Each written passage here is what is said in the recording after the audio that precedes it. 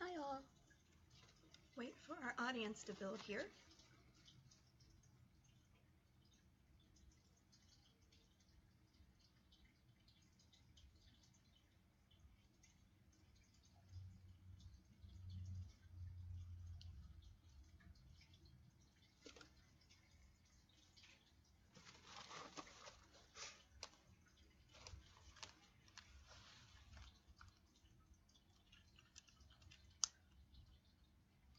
Hi Lisa.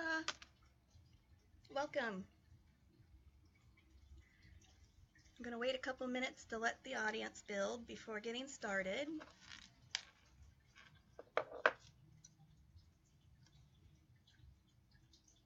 And I don't honestly know how many people are going to join us, so I'll only wait about a few minutes, and then depending on the situation, I'll possibly just go ahead and get started because everybody can watch this back at a later time, and I think some people are planning on doing that couldn't make it. So we shall see.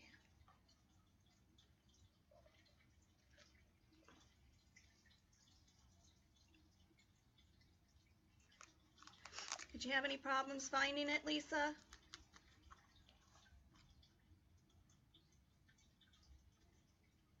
Hi, Alicia. Welcome.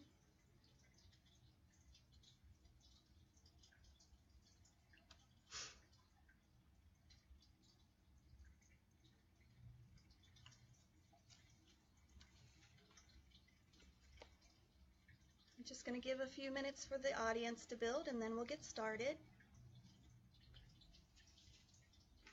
Hi, Ethel. Okay, good, Lisa. Glad to hear it. Because when I go to post that I'm going live, you have to choose Facebook Live, the video camera, or a photo, but you can't choose both. So I couldn't put the picture of the pendulum. I had to just pick the video camera to go live and type that I was going live for the pendulum class in hopes that people read it rather than looking for a picture. So that's why I asked that hopefully everybody can see it well. If you're just joining, welcome. I'm just giving a couple more minutes for the audience to build, but then I will start very, very soon. I'm not going to wait very long because I do know quite a few people are going to watch this back later that aren't able to be here, so I'm not going to wait for everybody to join. But welcome. I'm glad you're here.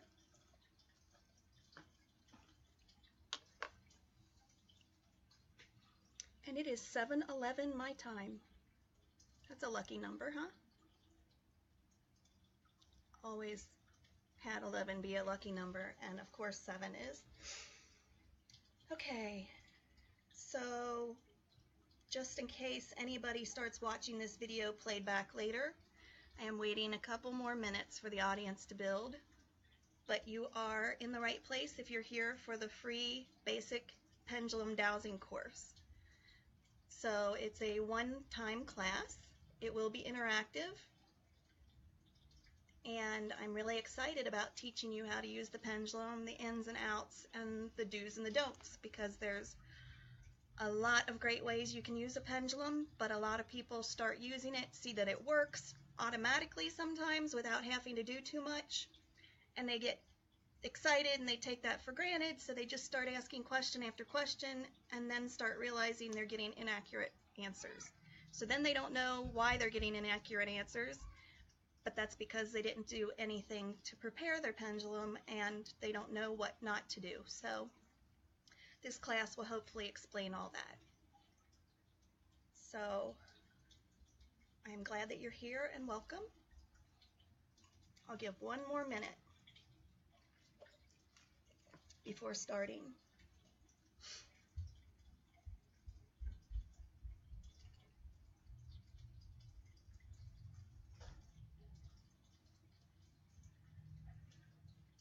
I hope everybody had a wonderful day. I think I'm just going to go ahead and start because I don't want people watching this back to have to wait very long. And it'll take a little while to get into everything anyway, so I'm going to go ahead and begin. and they'll just catch up when they come in. There isn't too much important information in the very first couple of minutes anyway, so. Okay, so if you are here for the free basic pendulum dowsing class, you're in the right place. Welcome. I apologize that I wiggle in my chair a lot. I have a swivel chair, and it's a little too fun for me, this big kid. But I'm so glad that you're joining us. This class is here to help you understand the basics of how to use a pendulum, to ask yes/no answers, yes/no questions, multiple choice questions, and to give you a basic understanding of what to do, what not to do, as well as what else you can do with pendulums that aren't included in this class. So hopefully it will inspire you and excite you to want to learn more and follow up after this class with a future class. So at this time I'm not offering the deeper class, but I may in the future. So what's really exciting to me about pendulum dowsing is the fact that anybody can do it.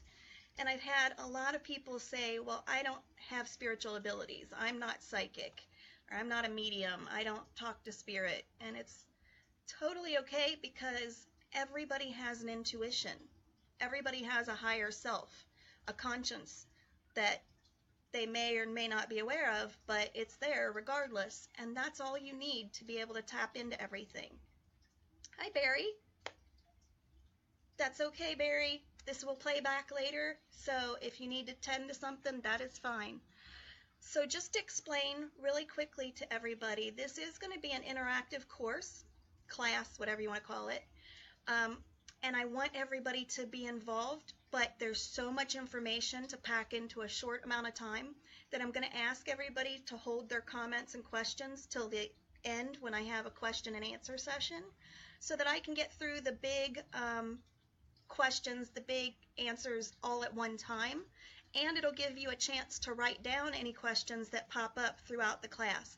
And that way I'm not stopping constantly and being interrupted while I'm trying to get all this information out there. So at once or twice more as people join in, I will address this again and let people know if they just joined. But for now, welcome. You are welcome to be here. You're welcome to interact. And if you want to talk to one another, if you need to in the process, that's great. But I'm just asking if you hold all your questions and important comments till the end, because I'm going to be so focused on trying to get you a lot of information in a short amount of time that I suggest you write down questions as they come up. That way at the end I can address them all at one time. Everybody will have a chance to talk and say whatever they need to, and hopefully we can get a really good discussion going that will inspire others to ask the questions that they need. So with that said, I'm just going to delve right into the material now, and whoever comes in late can pick up where they left off or watch it back later. But there's a lot of information here, so I do recommend, if you don't already, to have pen and paper, to write as many of these notes that you feel that you need for future use, because a lot of people don't understand and realize that there is a lot of information here. It seems so simple. You pick up the pendulum and you ask a question. Yes, but then you wonder why you're getting incorrect answers sometimes, why it's inconsistent, why is it shaking, why didn't it move? Because there's a lot of things that go into that. In fact, it just reminded me of the one thing I needed to tell you, so I need to add to my notes real quick. Yay! Thank you, Spirit. I asked for them to let me know what it was because I forgot. So, give me 1 second to add that.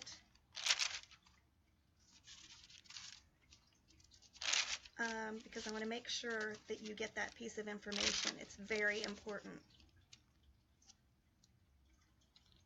Low energy. Okay, great. Yes. Okay. All right, so yes, you do not need to be psychic. You do not have to have special abilities. It helps. It makes you a little more in tune to the energy, but everybody's intuitive. Everybody has an intuition, so everybody has the ability to do this with little effort. It's really a lot of information I'm going to give you, but it becomes very easy very quickly. So anybody can do this. You can even teach your children to do this. It's imperative that you get the ins and outs and the do's and the don'ts, but once you have those in place, you can use this for so many things. So I apologize, but I'm going to be looking down at my notes a lot because this isn't a class that I've offered before. The more I get to know it, the easier it'll be to watch you and take it off of my notes. But until then, I need to be looking at it. So is anybody else having difficulty hearing me? It may be Dorothy's device, but is anybody else having difficulty hearing me?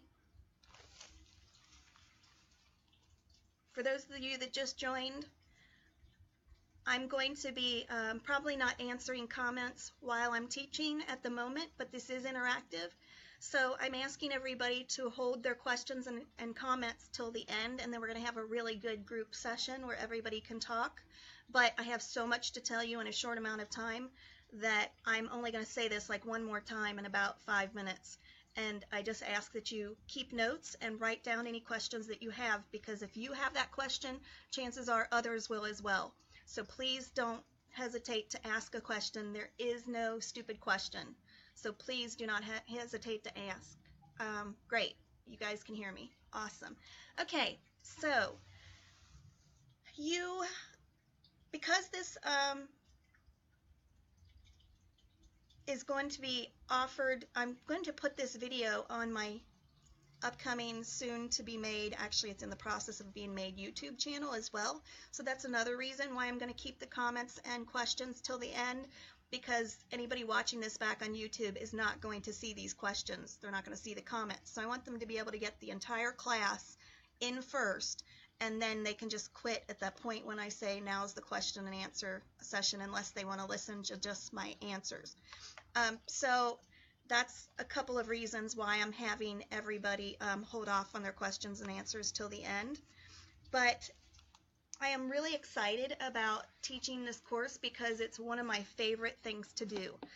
It was something that I learned early on in my spiritual awakening process that showed me that I could tap into my higher conscience without needing all my other abilities to be open yet, as well as it was a way that I could get closer to spirit and my guides and raise my vibration all at the same time. So doing this one divination tool can have multi-layered purposes of fulfilling your spiritual awakening, as well as if you're just trying to gain insight and answers into important questions. So the basics of pendulum dowsing. You may hear the word dowsing, and it can refer to using a pendulum, as well as dowsing rods. This dowsing refers to both, and it is referring to using the tool to find answers, to find where something's at. And with the pendulum, you can ask a multitude of questions, all kinds of questions. As long as you question it right, word it just right, there's very little that you can't get an answer to. So you can use a pendulum to get answers to pressing questions, especially easy to use for yes and no questions. You can use it to find missing objects, including pets, including that bank card that you lost. As long as it is within your parameters of being able to find it in your environment, you can use dowsing to find it. You can also use it to change energies around circumstances, past, present, and future.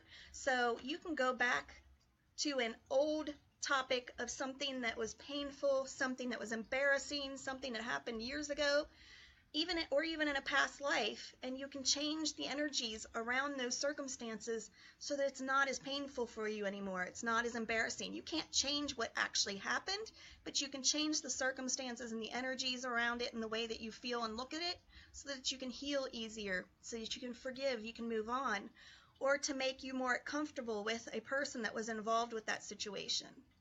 You can also change the energies around something that's going to happen in the future so that you can set up that situation for all the beneficial, positive energies to be around it and take away any negative, non-beneficial energies So you're setting up that environment for optimal success with that event or whatever it is that we're talking about. You can use it for relationships. You can use it for finances. You can use it for career. You can use it to get insights and inquiries, and that's just a few of the things that you can use it for. There are multiple types of dowsing. The one we're going to focus on is the basics of just using a pendulum to ask questions. There is transcendental dowsing, which goes much deeper. That is around changing the frequency of a circumstance or a topic. That's what I was talking about, changing the energy around something. That's transcendental dowsing. You can do that to heal somebody, to heal something, like a pet, an animal, a human. You can use that to change certain topics and problems. You can do it, oh my gosh, there's so many things I can't even think right now, but there's also treasure dowsing, so where you can actually hunt for treasure. There's archaeological dowsing, where you can find ancient sites and find things that are archaeological artifacts. All kinds of things. Criminal dowsing to help solve criminal cases. It's endless of what you can do to use dowsing for. But we're going to start with the basics, and hopefully this will whet your appetite for wanting to learn more.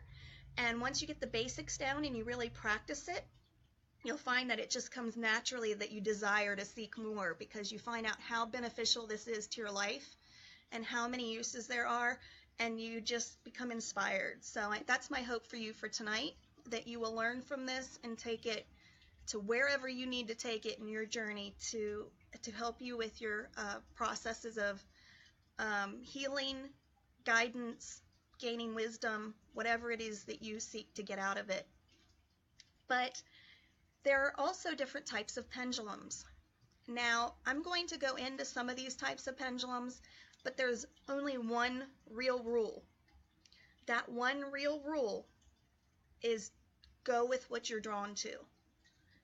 Go with the pendulum that you feel most comfortable with. There's going to be people that tell you you need a certain type of pendulum for this, it has to be this, it has to be that. And yes, there are some reasons behind that, but for the most part, you intuitively are going to know what works for you, what works with your frequency and your body, how well it responds to your body, and you're going to be drawn to that type of pendulum. Now, with that said, there are better types of pendulums to use for healing. For healing, it is recommended to use a metal pendulum or a wooden pendulum. We're not going into all that tonight, but I just, want you to know that this is a recommendation, a wooden or a metal pendulum, usually brass. There are different types of metal, but brass tends to work better. It can be something as simple as a typical ISIS type brass pendulum like this one, or it can be one of the much larger ones that they have. There's what they call an Orion pendulum, and then there's like the healing pendulum that Dr. Eric Hunter has out, a great one called the Hunter Healer that he personally oversees the making of. You can look him up on YouTube, Dr. Eric Hunter. He has wonderful videos on all kinds of types of dowsing. But so if you tend to want to go towards healing at some point, and you're looking at what kind of a pendulum to buy right now, then go ahead and buy like a brass pendulum or a wooden pendulum. It's really not, the size really isn't as important as the fact that it has a pointy tip to it, and that it's the material that it's made of. Now, for purpose of tonight, if you're joining tonight and you want to be interactive with your pendulum, as I mentioned in the comments on the last post I sent out, for basic yes/no questions, you can use anything on a string or a chain that has a point to it. So if you have a pendulum, fantastic. Pull it out, we'll use it tonight. If not, that's fine. Gather information for when you're ready to do this. But you can use anything as simple as a paper clip with a string wrapped around it. Something that simple can be used. You can use the tip of the paper clip to pull it out to make it pointy at the end, You can use a necklace that has a pendulum, or excuse me, a pendant on it, preferably one with a point to some degree at the bottom. You can use a key on a string or a chain. You can use a bullet. Some people use a bullet, but try and use one that has some form of a tip to it. So for tonight, anything you can think of that is along that lines, if you want to go grab it real quick, go ahead. You can use it, but it's not necessary. You can always play this back and practice at a later date. But for basic pendulum answers, question and answers, a lot of people choose to use crystal pendulums. Now this is a beautiful malachite stone, and most of them have a little ball at the end. This one, it happens to be clear quartz, if you can see that without it moving too much, to be able to hold on to. It's not necessary, and it doesn't matter what it's made of, as long as you're able to hold on to it easily. So this one's malachite. This is another one that I have that's lapis lazuli. I actually lost the ball on the end of this one. Doesn't really matter, as long as you can wrap it around your finger if you need to hold it. So you can use those, and you can also use wooden ones. I have a wooden one that I misplaced right before coming on here, so I can't show it to you. It's not even very large. It's only about an inch long, but it's pointy on the end, and it's made of rosewood. It can be any type of wood, it doesn't matter, but I happen to like that. I like the rosewood a lot. So for questions like basic yes and no answers, basic multiple choice, pendulum questions, any pendulum is fine. Anything that you use as a pendulum is fine. It's just recommended that it has some type of a point on the end and not be a ball. Now, you can still get really good answers, yes and no answers, with a ball-ended pendulum, so don't let that stop you from trying if that's all that you have. You only really have to worry about what type of a pendulum you use if you're getting into deeper things like the transcendental, changing the energies, and healing. But even then, you can still use the crystals or whatever you're drawn to, because not everything works for everybody, and everybody is different. So follow your intuition, and remember that that's the #1 rule. Now, if you're just joining me, I see several more people have joined. I just want to let you know that this class is interactive, and I want to welcome you. But I have so much information to get to you in such a short amount of time, as well as I'm going to be posting this at a later date on my YouTube channel, that people that watch this back on YouTube will not be able to see the comments, and I don't want to have to keep stopping and answering things, because that will just delay the process. So I'm asking that everybody write down their questions while they listen, comments as well, and towards the end I'm going to have an open discussion. Anyone that wants to give their insight, inspiration, encouragement, comments, or questions will be then welcomed to do so at that time. So I apologize if you do comment and I don't see it or I don't answer. That's why. I'm focused on the information. So for those that are watching this back on YouTube at a later date, they will be able to decide if they want to stay for the discussion at the end, because they won't be able to see the comments. I'll have to say the question and the answer, and I may miss some.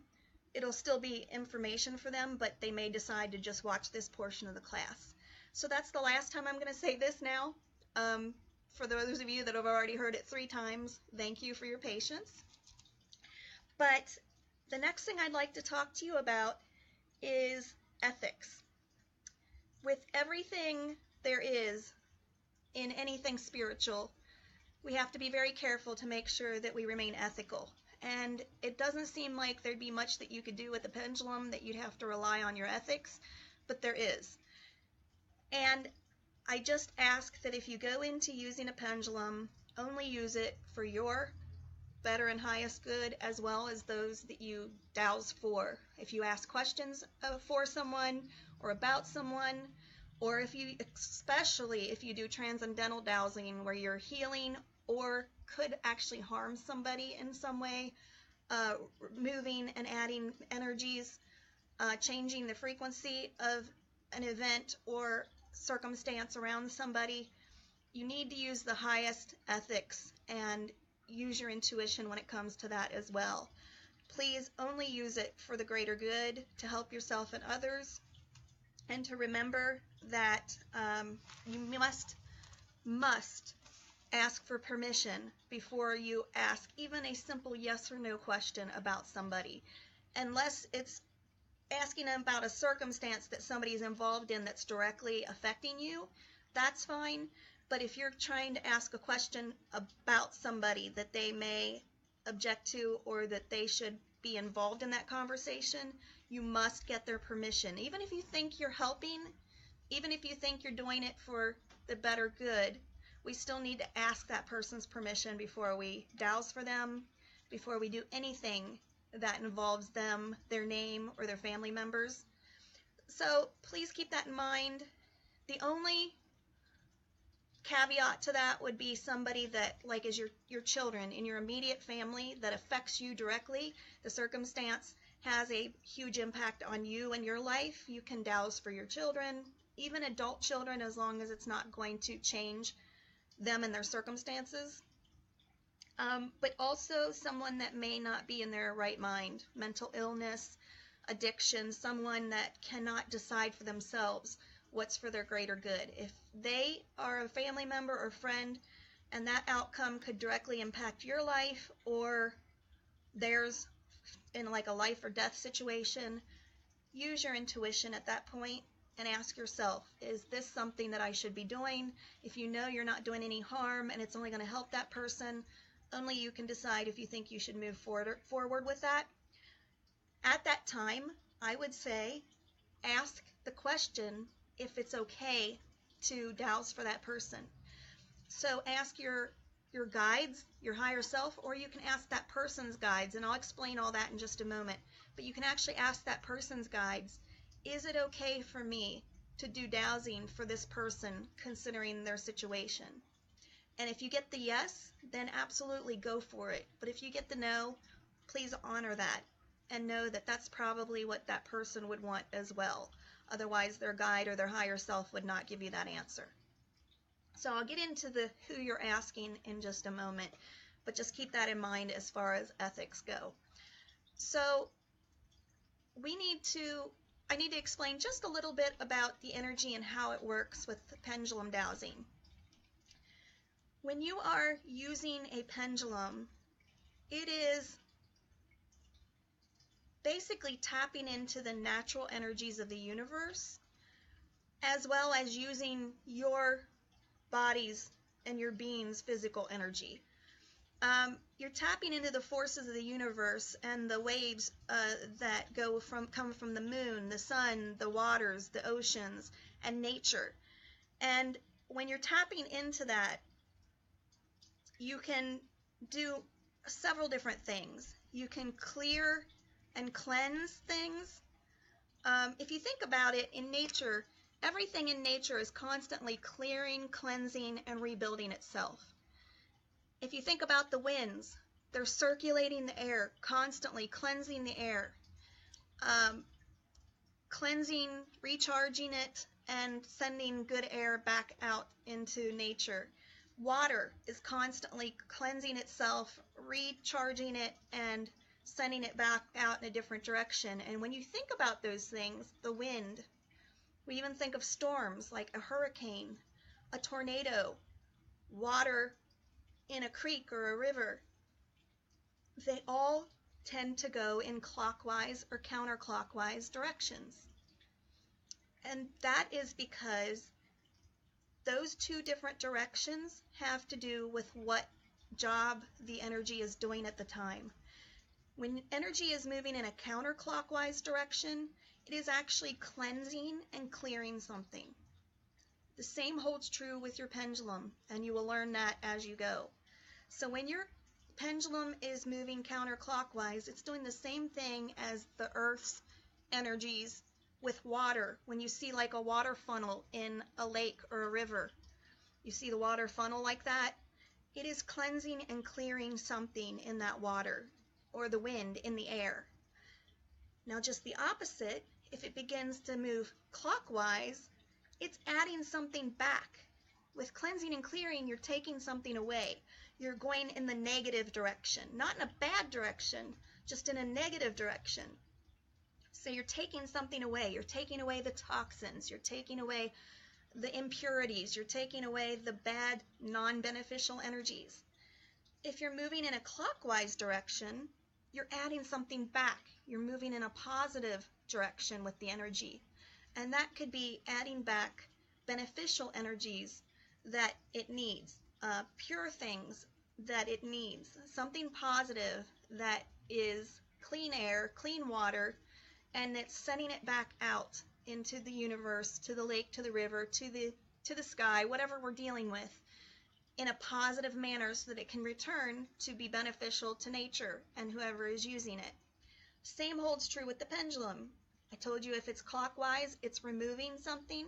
It's removing toxins, impurities, in this case, negative, non-beneficial energies. When it's moving clockwise, it's adding something back. It is, and when it comes to transcendental dowsing, at that point, we learn we always need to add something positive back to a situation when we take something away. So whatever we clear or take away with transcendental dowsing, we need to then put back in something into that hole that was left.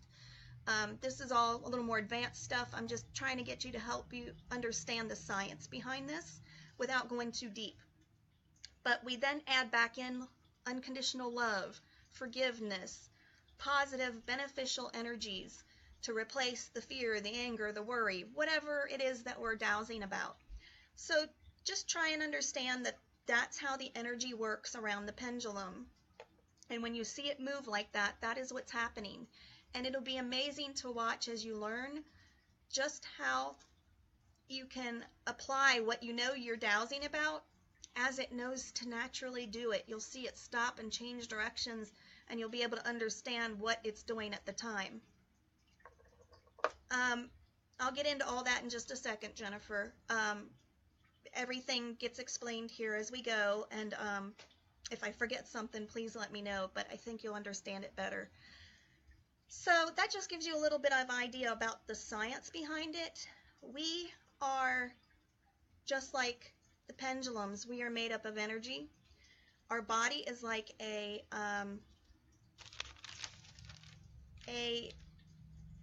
natural,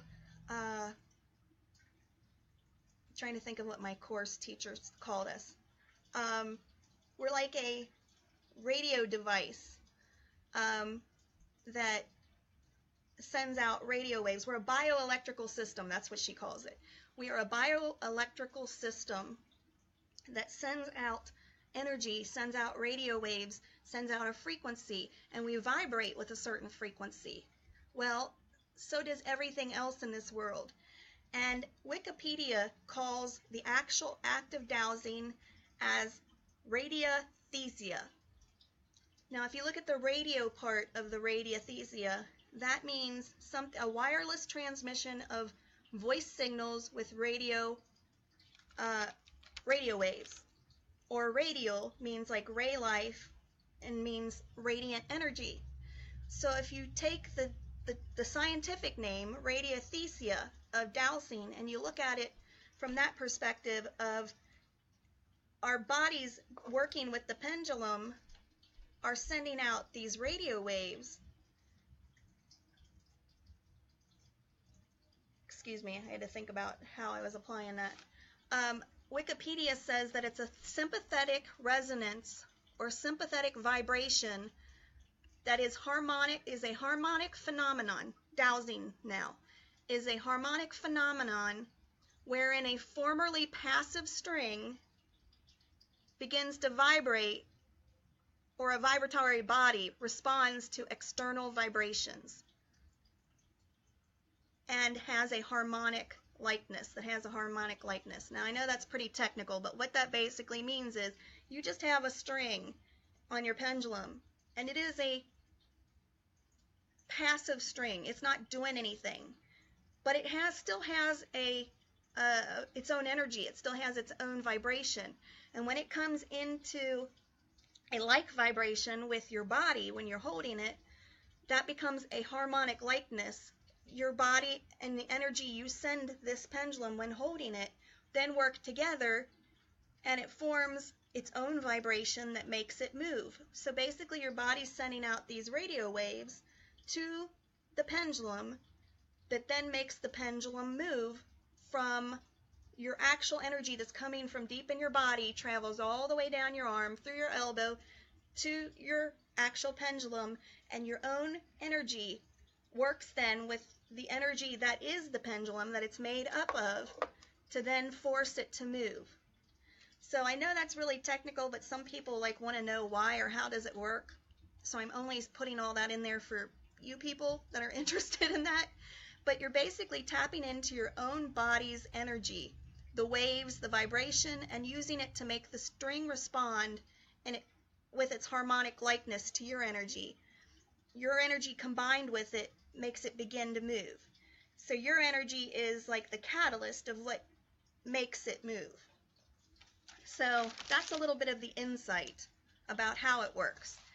Now, knowing that this is also something that's working with universal energies, and as we know, there can be beneficial energies and there can be non-beneficial energies. And when there are non-beneficial energies, it can actually be something that is dangerous, it can actually be something that is dark, that it could actually harm you. So I always recommend that just like anything divine that you're working with, any type of divination tool to work with your higher self or spirit, you do need to protect yourself. Now this isn't as important and as crucial as it is if you're transcendental dowsing. If you're doing the advanced dowsing, then it's critical to protect yourself, because you're actually, as you're opening and removing energies, that motion is actually creating a portal that could allow negative energy to come in. But just asking yes and no questions, you're not doing that as much. You're not as vulnerable. You're not as at risk. So I do recommend you still protect yourself going into it, but you don't have to be scared if you forgot. It's not going to be like this big open portal that you're opening something big, as it is as important as it is with the transcendental dowsing. Now, I'm not going to go into how to protect yourself, because there's no one way that's right or wrong. There are so many multiple ways to protect yourself, and you need to decide what works for you, what's best for you. What form of protection do you prefer? Whether it's visualization, whether it's prayer, asking the archangels to protect you, asking God to protect you, whatever your method of protection is. If you don't know what to do to protect yourself, I recommend looking online. There's many, many websites that talk about protecting yourself psychically, spiritually. But find some way to protect yourself and do that before you douse, because you just never know.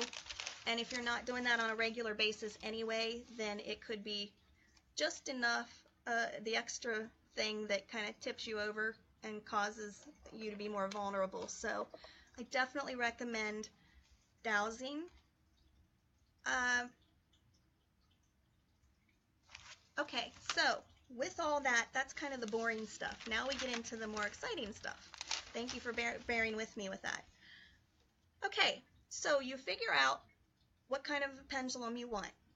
You've now gone to the crystal store, found one that looks beautiful, gone online, found your metal one, whatever it is, you found what resonates with you, or you're using your key or your necklace temporarily.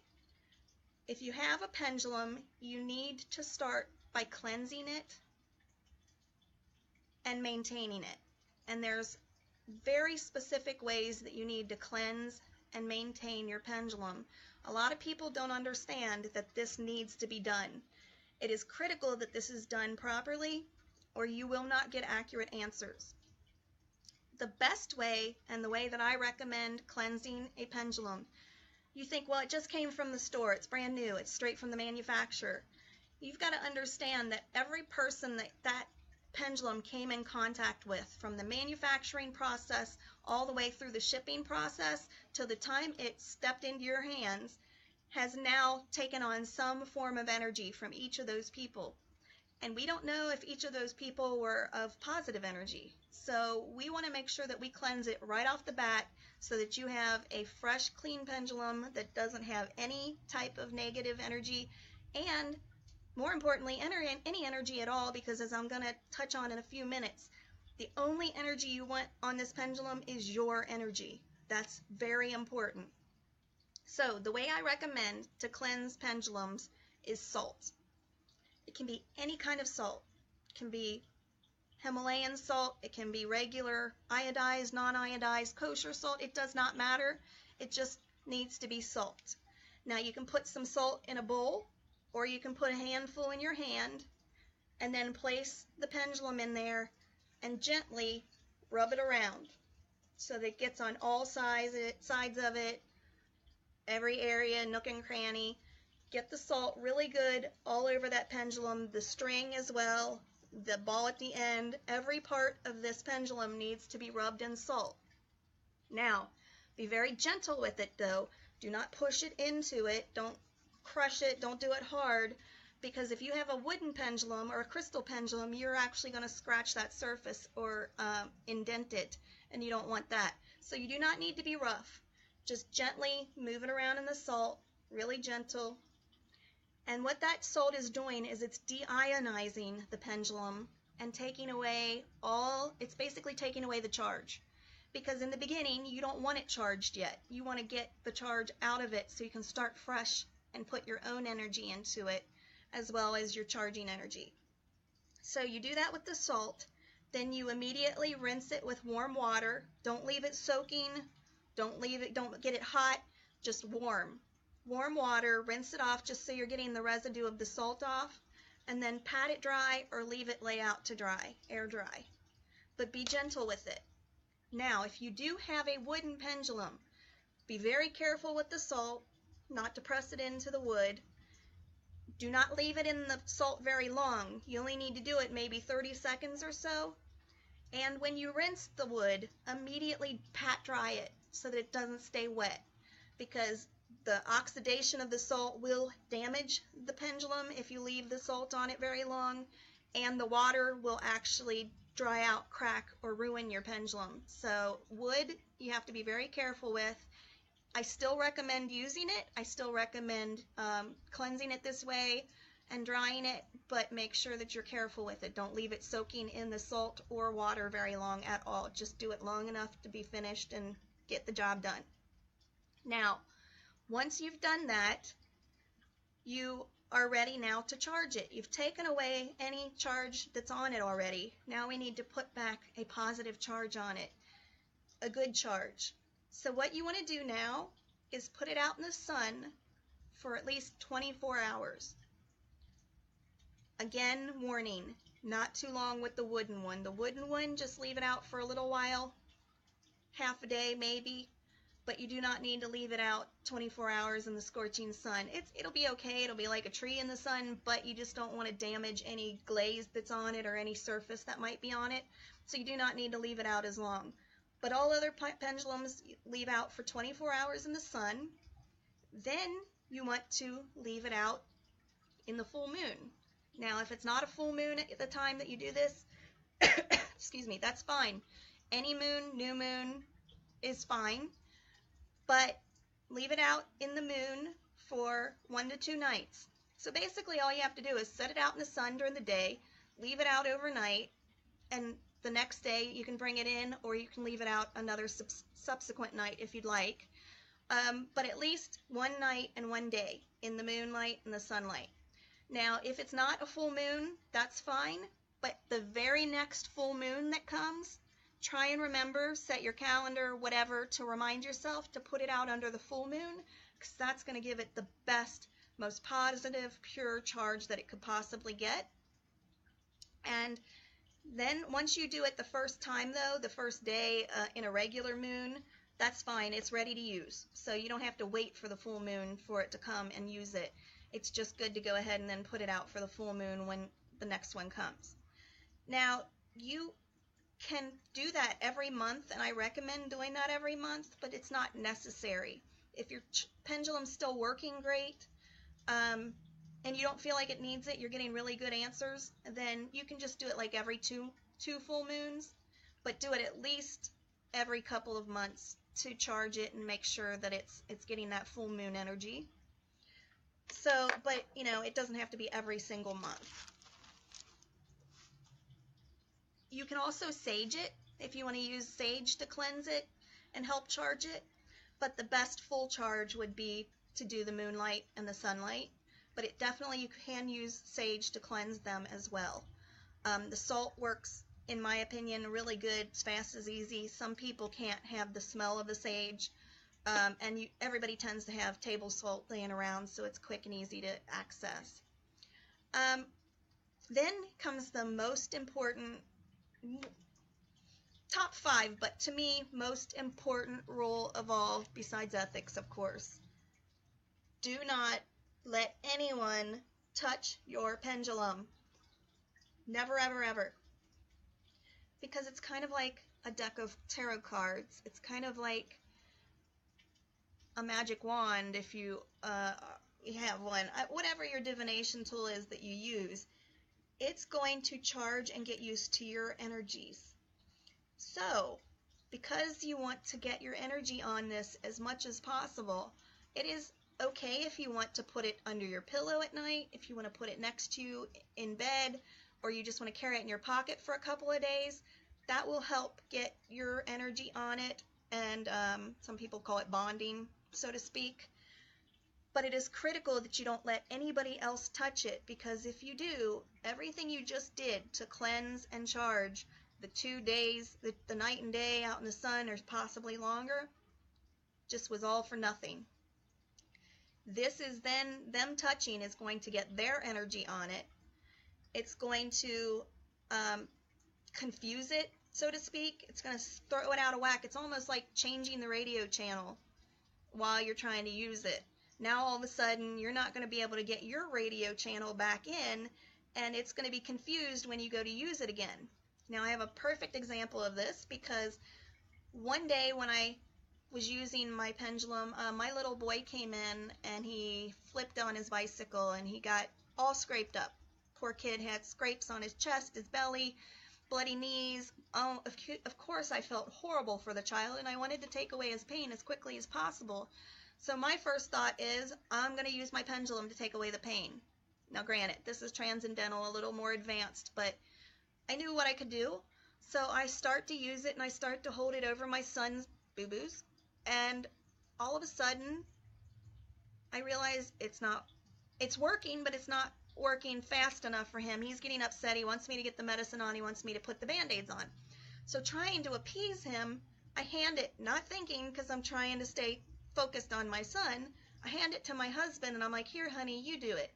You use the pendulum. Duh, forgot my own rule. But I was so focused on my little guy and trying to make him happy that I handed him my pendulum. My husband's there trying to do it as I'm putting the medicine and Band-Aids on, and he's like, what the heck's wrong with this thing? It's not working. And it literally is just hanging stout, not moving at all, perfectly still. And I'm still not thinking clearly, and I'm like, oh, I don't know, just don't worry about it, give it back to me. So once I got the Band-Aids on, I go to use the pendulum again, and it just kind of keeps spinning back and forth different directions and shaking on me. And still didn't dawn on me. I'm like, what the heck is wrong with my pendulum now? Why is it pooping out on me when I need it the most at an emergency? My poor guy's in pain. I want to help him. Then I realized, you idiot, you just totally messed up your pendulum, and now you got to go through fixing it again, and you're of no use to your little guy with this pendulum. So make sure, if you do let somebody hold it, to remember it's not going to work right once you get it back. These things happen though, because I've also, on the same note, had my little guy be all excited about my pendulums, and he came running in one day and just swooped it up in his hands and wanted to play with it, wanted to look at it. Well, I can't blame him for that. He was interested, but once he did that, I knew what I had to do, and that is, if somebody touches your pendulum, it's not the end of the world, but now you got to start over again. So now you need to cleanse it with the salt again. Now you need to charge it all over again, and that means leaving it out overnight and the next day again. So unless you have a backup pendulum, you may be without one for a good 24 to 48 hours. So just keep that in mind, because I've had that happen multiple times now and had to learn my lesson the hard way. Do not let others touch your pendulum. But, you know, it's not the end of the world. If they do, you just got to remember to fix it afterwards. Okay, storing your pendulum. It's very important to store your pendulum in a dark bag.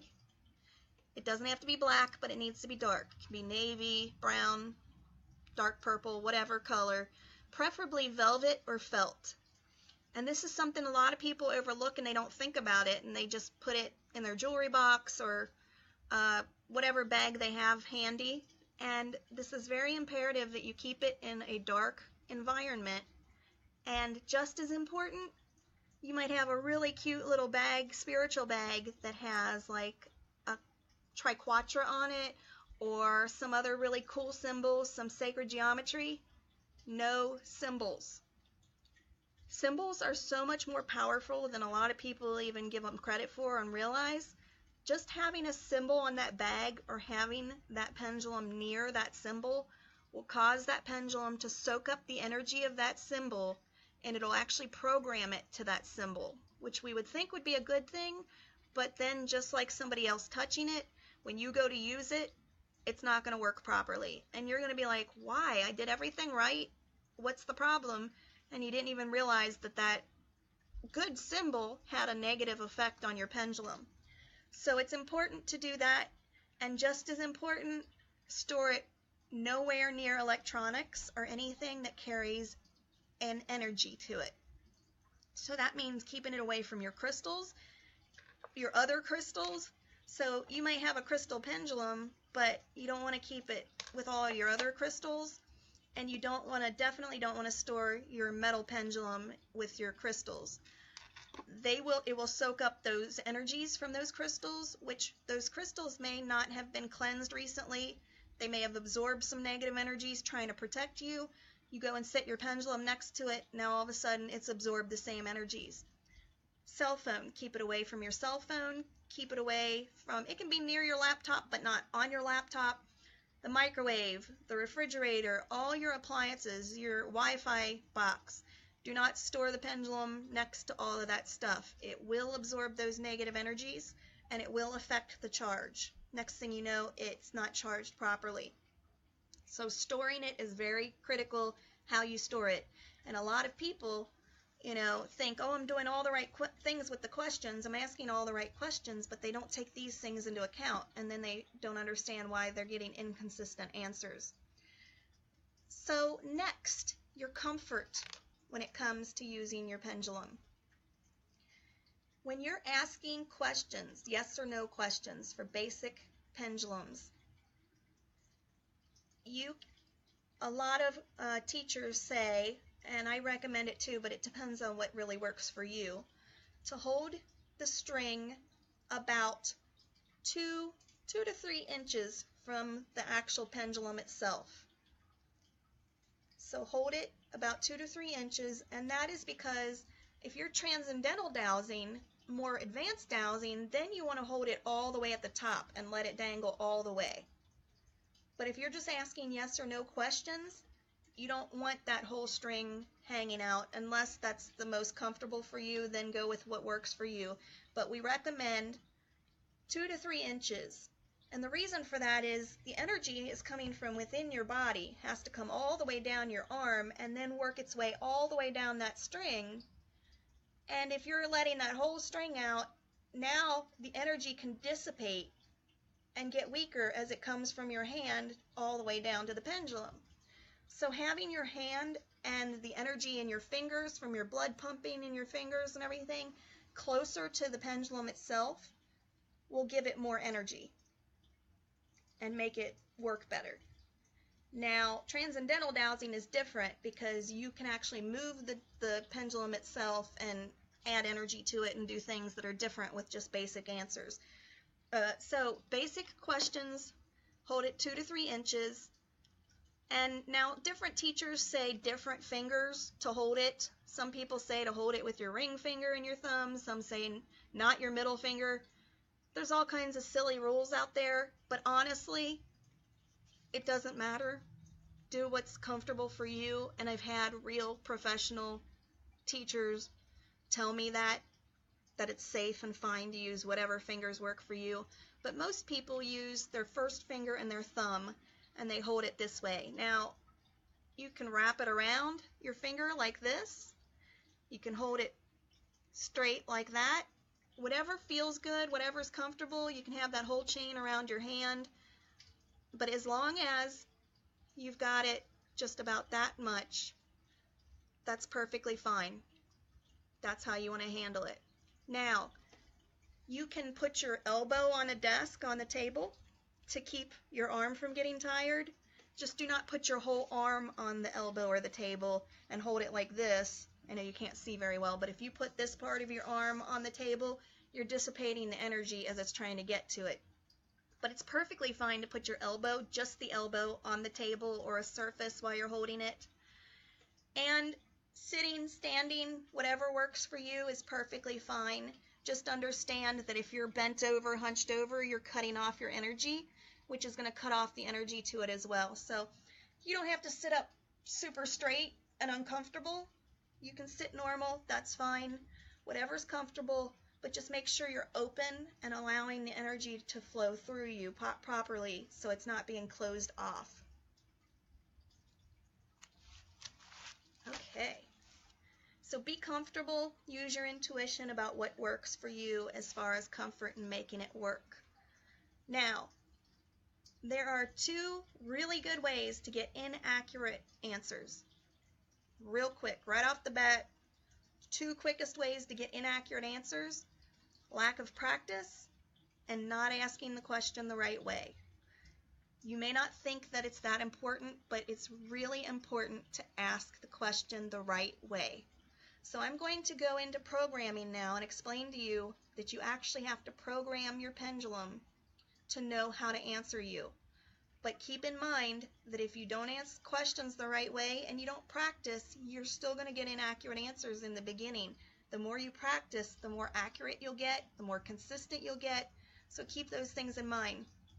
But after you cleanse your pendulum and charge it, then you have to program it. So CCP, cleanse, charge, program. All those things need to be done before you can use it for the first time. Now, I personally didn't do all this the first time I used my pendulum. I picked it up, I used it, and it worked. Some people will say that, but then they'll start to notice as they go, they're not getting real consistent accuracies. Like it'll be right one minute and not the next. And then if it's something really important, you realize that you can't depend on, you can't, risk not having accurate answers. So I then realized that I had to program it. And once I programmed it, it then was a little wonky the first few times I used it. But as I practiced, I realized, wait a minute, now I am getting much more accurate answers. So once, if you haven't programmed it, and then you go and do all these things and then program it, it may act a little weird the first few times you use it, but then from then on, you'll see that it really does help and it does work. Now, some people tell you that you can ask the pendulum how it wants to swing, and that's a big no-no. You're the boss of this pendulum. The answers come from you, not the pendulum. The pendulum is just a tool. You need to tell it how you want it to answer. Meaning, how do you want it to swing? Which direction for what kind of answers? And this, Jennifer Cannon, is where your question's going to be answered. We need to tell this pendulum what a yes answer is and what a no answer is. How do you want it to respond and give you that answer? You're the boss. If you don't tell it how you want it to go, then it's not going to know. I'm sorry, let me check something real quick. Yeah. You need to let it know, because if not, it's not going to know what you want it to do. So we want to let it know which direction we want it to go. Now, the universal answers for most people, now you can set it how you want, but it could be more confusing, especially for people that are watching you, is yes is usually up and down, just like if you're answering with your shaking your head, yes. Up and down would mean back and forth, towards you, away from you, towards you, away from you. Yes, that's a yes answer. No would just be like shaking your head no, and that's left to right or right to left. That would be a no answer. Then maybe would be diagonally, towards you and away from you, but at an angle, or what here in the States we call like catty corner, if you have a neighbor that's catty corner across from you. So now we need to tell the pendulum that's what we want. So you have to tell it, and this is how that works. To program it, if you don't program it, you won't get reliable answers, and you need it to feel your energy and know your energy and what it feels like when it's doing these answers, when you're setting it, and how you want it to answer. So teaching it, you're kind of teaching it your language and what language you want it to speak, so it knows how to respond. So when you go to teach it this is the one time with yes and no answers that you actually swing it yourself. When you ask a question, you do not want to touch it, you do not want to swing it. You want it to let it go on its own because it's answering the question at that point. But when you're programming it, you can. So this is what you do when you go to program your pendulum. If you want to do this with me, you're welcome to do it, but that's if you've already cleansed it and charged it. Otherwise, you can still do it, you just still need to cleanse and charge it, but this is good practice. So what you want to do is swing it in the direction that you want. So we're doing a yes answer. So we're going to start the swinging this way, and then we state out loud, this is a yes answer, this is a positive response. This is a yes answer, this is a positive response. This is a yes answer, this is a positive response. And you continue to let it do that and say that over and over again for about 60 seconds, give or take a few. It doesn't have to be exactly 60. But in general, you keep saying that. This is a yes, this is a positive response. And after you've said it about 60 seconds, then you can stop it. Now, just like anything in the spiritual world, we then thank whatever tool that we use.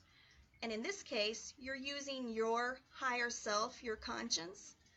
So you need to caress your hand or touch your hand in a positive way and down the pendulum and say thank you. Thank you for the yes response. Something to that effect. Thanking your higher self as well as your pendulum for working with you. Thank you. Thank you for working with me. Touch your hand, touch the pendulum. Thank you for working with me.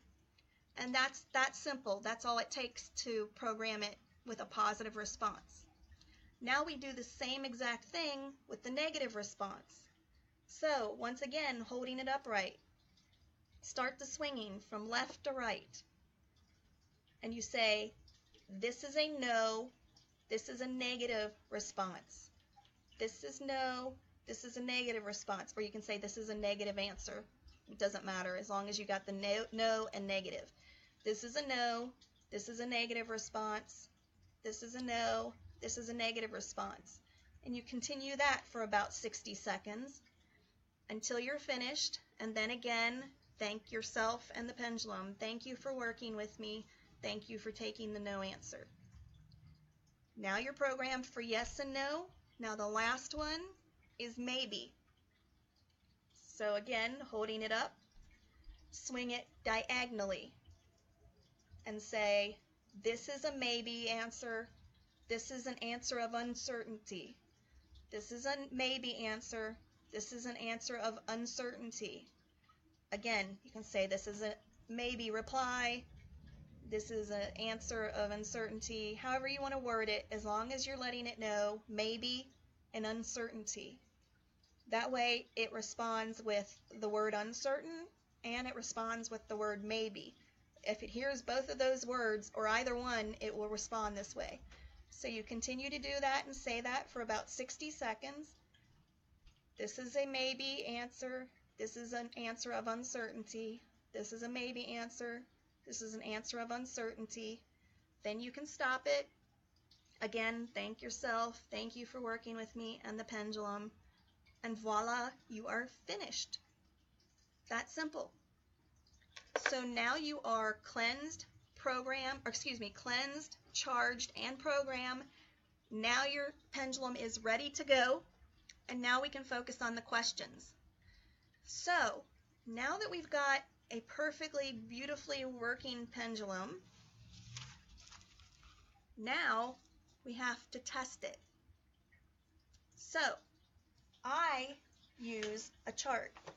You can use a chart. You don't have to. I mean, obviously, you know this is yes, this is no, and maybe.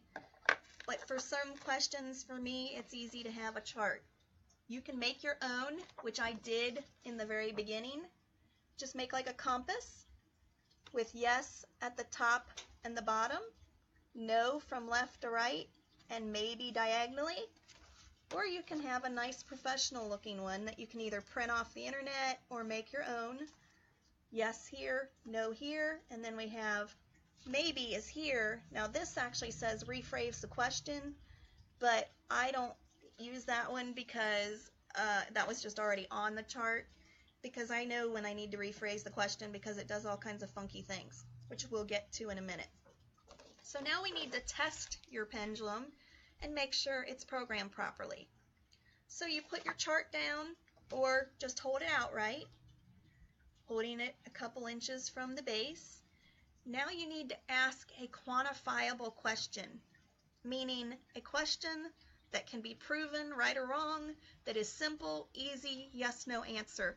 Not something that could be wishy-washy, that the answer could go either way, not something that you don't know, the answer is subjective. You need to make sure it's something that is clear and obvious. So like for me, is my hair black? You could call it a lot of different things. You could call it strawberry blonde, you could call it auburn, you could call it brown or blonde, but you would not call it black, right? So I hold my pendulum over or if you have a chart, you want to put it right in the center, right where the circle is. If you don't have a chart, you don't need it. You just know from the direction it goes. Then you say, is my hair black? Now I'm going to tilt the screen down a little bit so you can see. And you do not push it this time. You wait and you be patient for it to answer, because it's going to start a little slow. And yes, I'm very shaky, but that's okay. That's just me. Is my hair black?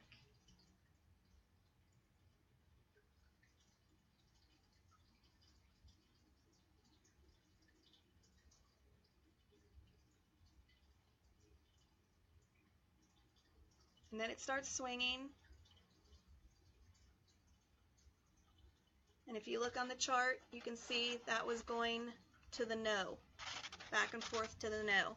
And yes, I apologize, I'm super shaky. That's part of my health issue. But so it was answering no, and that was a correct answer, which means mine was programmed. Now mine was pre-programmed. I practiced with explaining how to program it. It already knew those answers, so it didn't throw it off. Now if I had done anything differently, I could have messed it up and threw it off. But because those were already programmable answers that it recognized, it didn't harm it by me saying those a few times. But check, it worked, it answered correctly. You're going to want to ask several questions to practice like that. Did I eat today? Is my husband in the other room? Whatever the question that is an easy yes or no answer that can be proven yes or no, ask it with the pendulum and make sure the pendulum is working correctly. If it's working great and every answer was correct, perfect. It means it's working good and you are ready to go. If it does not answer correctly, there's multiple things that could cause it, but if it's consistently inaccurate and not consistent, then start the process over again. Chances are it came into some kind of contact with something it shouldn't have, was in some kind of energetic field that maybe you were aware of or wasn't, and it may have unprogrammed. So you want to start the process over again, cleanse, charge, and program it again. So Hopefully that won't be the case. If you did everything the way that I explained, it should be programmed and ready to go. But you want to ask those questions that it can be proven, and not questions that are subjective. Like if you ask, is the sky blue? Well, to somebody it may look gray or overcast. Above those clouds it's blue, so it may answer yes, but right at that moment the sky doesn't look blue to everybody that's around. So ask something that's not misleading or open-ended or could be subjective at that time to make sure that you get a good positive answer. No trick questions, like is the sky blue, or something else, trying to trick it or being misleading. Some trick questions, you're not trying to trick it, you just do trick it by accident because you don't stop to think. So like asking a question like, will I receive a payment today? Well, somebody may put the check in the mail to you today, but you may not receive it for 2 more days. So the pendulum may say no, the pendulum may say yes because they know it's been put in the mail, or they may say no because they know you aren't actually physically going to receive it today. There's confusion there. So you need to stop and think before you ask the question, how clear is this? And is it going to be an easy answer? If not, then just rephrase it. Like, is the check going to arrive at my home in the mailbox today? That would be the correct way to ask it. The power of getting an accurate answer is asking the question correctly, the right way. So if you do not ask the question the right way, you're not going to get a correct answer. And that's why it's so important to make sure you ask it, and stop and think about that question before you ask it. If you ask questions the wrong way, yeah, it's not going to be correct. I'm sorry, I'm reading ahead. You can actually improve the chances of being successful by clearing your energy and clearing your area before you douse, before you start a session, like saging your room, saging yourself, removing anything interfering energies, like not being in a room with a lot of appliances, removing your cell phone, putting it not close, or crystals, whatever that could interfere with it, removing those from the immediate environment. And it's also important to make sure your energy is good, because your energy could be interfered with without you thinking about it. So cleansing yourself with some sage. If you can't do that every single time you want to use your pendulum, then take a shower at least. You can even put salt on yourself, just a handful, like on your hands and your arms. Some people do that. But if you can't do all that, at least, and nobody can do all that usually every time they want to use it, but those things are helpful. At the very least, wash your hands. Wash your hands so that you are getting dirty, negative energy off of your hands and preventing any negative interaction between your pendulum and yourself. You're keeping that energy clean and flowing between you and the pendulum. Now, this is also very important. Just like if you are a spiritual reader of any kind, if you're psychic, you're a medium, you're a card reader, whatever kind of reader you are, or just anybody in general, you should not do any kind of reading or something of importance if you've got low energy. If you're extremely tired, if you're sick, your energy is low, you're not going to probably get good answers. You may not get answers at all. Your pendulum may honestly stand completely still and not work or shake. And that could mean that your energy is too low, in which case it may be good to ground yourself. If your pendulum is not moving and you just can't get it to go no matter what you try, and you know you did everything else, but you are kind of feeling a little off, like you don't have much energy yourself, ground yourself and put your feet on the ground. Make sure your feet are on the ground. That will help build the energy. Lighting some candles around you or anything to raise the energy level around you will help raise your energy level, which can help make the pendulum work better. Most of the time that's not a really difficult thing. It doesn't interfere too much. But just know that if you're tired, you've been up all night, you didn't sleep well, don't go asking now very important life-changing questions, because chances are it's not going to work at all, or you're going to get inaccurate, unreliable answers. Just like trying to predict the future or give a card reading or an intuitive reading, you're not going to be at your very best. So that energy level has to be up for the pendulum to work, just like everything else. So keep that in mind. So relax. Try not to use the pendulum when you're worked up or you're anxious or you're emotional. If you need to, take some slow, deep breaths. And something that's really good and helpful, and this is optional, you do not have to do this, but something that can help if you are feeling like your energy isn't up enough or there could be something interfering with your pendulum, do a visualization exercise. This is a good one I recommend. Closing your eyes, taking some deep breaths, and imagine a golden light that comes down through the top of your head, goes through your whole body, down to the feet, and then encapsulates your whole body. And visualizing that can help a lot and build your energy and your vibration. Or imagining you're above the Earth's grid.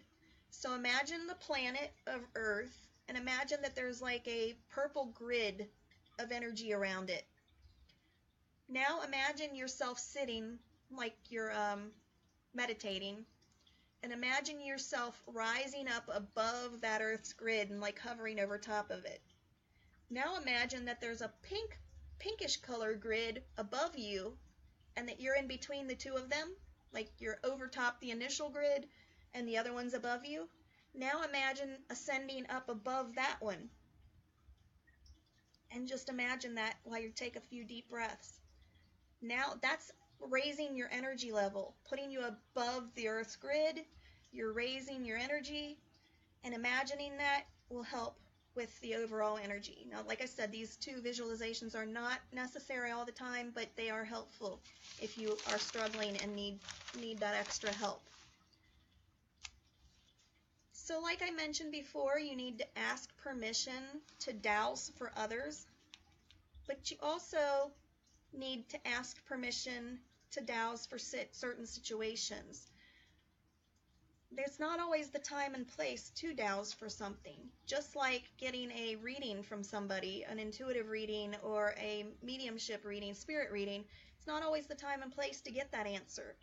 And if you feel like you're not getting that answer at that moment, it's probably for a reason and it's not the right time. So test it.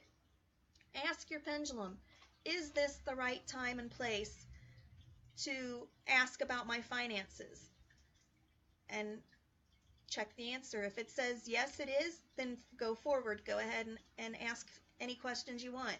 But if it says no, honor that at that moment, because your higher self or spirit may know that now's not the time and place, but tomorrow maybe, or the next week.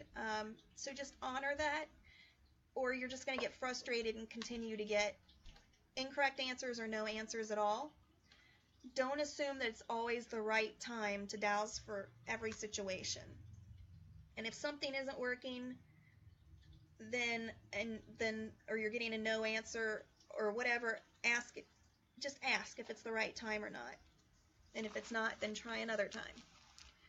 Now, this is something really important. I told you that anybody can use a pendulum, that you do not have to be psychic. But there's kind of a twist to that, because I believe everybody is psychic, whether they know it or not. Everybody has the ability to develop some form of psychic abilities. And your intuition is the biggest one, and everybody has an intuition. So when you are just asking a general question, unless you specify who you want to answer that question, automatically your higher self is going to answer that question. Your higher self is your conscience, your subconscious. Whether you know the answer or not, consciously, your higher self is tapped into the collective of information. the universal library, so to speak. So you may not know the answer to a particular question, but your subconscious does, your higher self does. It has the ability to get the answer from the universe, the universal library. Now there's lots of different names for this, the collective, whatever you want to call it. But when you ask a question of the pendulum and you wonder who is answering it, unless you specify who you want to answer it, it is your higher self answering that question. You know the answers to everything. It may not be the time to get those answers, but you have the ability to tap into every answer that the universe holds. With that said, you may want to get an answer from somebody else. You may want to get an answer from your guides, your spirit guides or angels, or you may be doing a mediumship reading and you may want to get the answer from a specific spirit. That's fine. You just have to specify. Just like with everything, intention is key. You have to specify and set the intention of who you want to answer the question. So you've got your pendulum already. You've done a couple test questions, which were with your higher self. But now you want to ask your guides or your angels, whoever. I want to ask them because I'm on this spiritual journey and they know when my abilities are going to open or what kind of ability I'm going to have or whatever the question is. So what you need to do then is specify and set the intention before you ask the question. Say, I want my spirit guides to answer this question. I want my angels specifically to answer this question. Or if you're a medium and you're talking to spirit other than guides, make sure you've connected with them first. Just don't say, I want Jamie's dad to answer this question. If he's not here, he's not going to respond. So make sure you've psychically connected with that spirit first and you know they're present. Then you say, I know Jamie's dad is here. I want Jamie's dad to answer this question. Now they will help manipulate the pendulum to go the direction it needs to go to give you the correct answer. It's drawing from your physical energy to make it go, but they can use their energy then to manipulate it to go a certain direction. But you must set the intention that you want that particular being to answer the question. You can call on fairies or certain elemental beings, ascended masters, whoever you ask. Give them a second. Just say, I want Jesus to answer this question. I want the fairies to answer this question. Give it a second to give them a chance to come and be present, and then ask your question or state it one more time, whatever you want. They hear you, they know, but that's what you need to do. If you want somebody other than yourself, your higher self, your conscience to answer the question, make sure you state that. Otherwise, you'll get the answer, it will go, but it'll be your own higher self answering it. Now, your intuition is usually spot on and you need to trust it. Your higher self is spot on, you need to trust it. If you do not trust it, you're going to doubt the answers and then you're going to send the wrong negative energy to it and potentially interfere with the answers. Always ask your question in the form of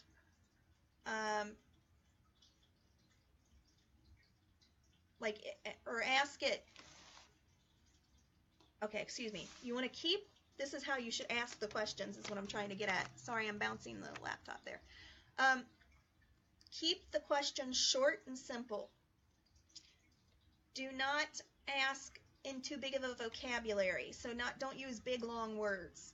Make it a short, simple question. Don't ramble on and on and on and put like 3 questions in one. One simple question, short and simple, to the point. Keep it simple vocabulary, so like 2nd or 3rd grade vocabulary.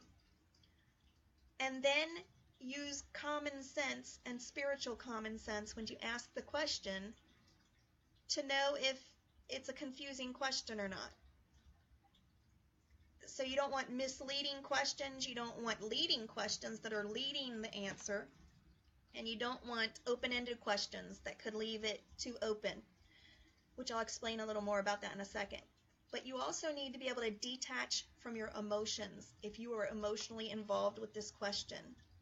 If you are really upset about something, if you are anxious about the situation, if you're worried, if you're terrified about the outcome, all of those emotions are going to interfere with the energy. Think of it this way. Think about you interacting with a puppy or a dog. They feed off of your energy. So if you say, come on puppy, let's go potty, yay, let's go, come on, I got treats, and you talk in this high-pitched voice and you're all excited, they get really revved up and they get really excited. But if you're nice and calm and you say, come on puppy, let's go, and you're nice and relaxed, they stay nice and relaxed. Well, the same thing can happen with your pendulum. If you are anxious and scared and you're nervous and you're shaking and you're too close to the situation, that energy is going to be amplified in the pendulum and it's going to interfere with the outcome of the question. And it could lead the outcome to be what you want to hear, but not necessarily as the truthful answer. So you need to check and ask, before you ask a question that you're too close to, I'm not saying don't do it, but first check with what you're feeling at that moment. So stop for a second and take notice of any physical feelings that you're feeling. Like, do you have a flutter in your stomach? Are your intestines all balled up? Do you have a headache from the stress? Think about that for a moment. Then check your emotions, your emotional feelings, and ask, what are you feeling at that moment?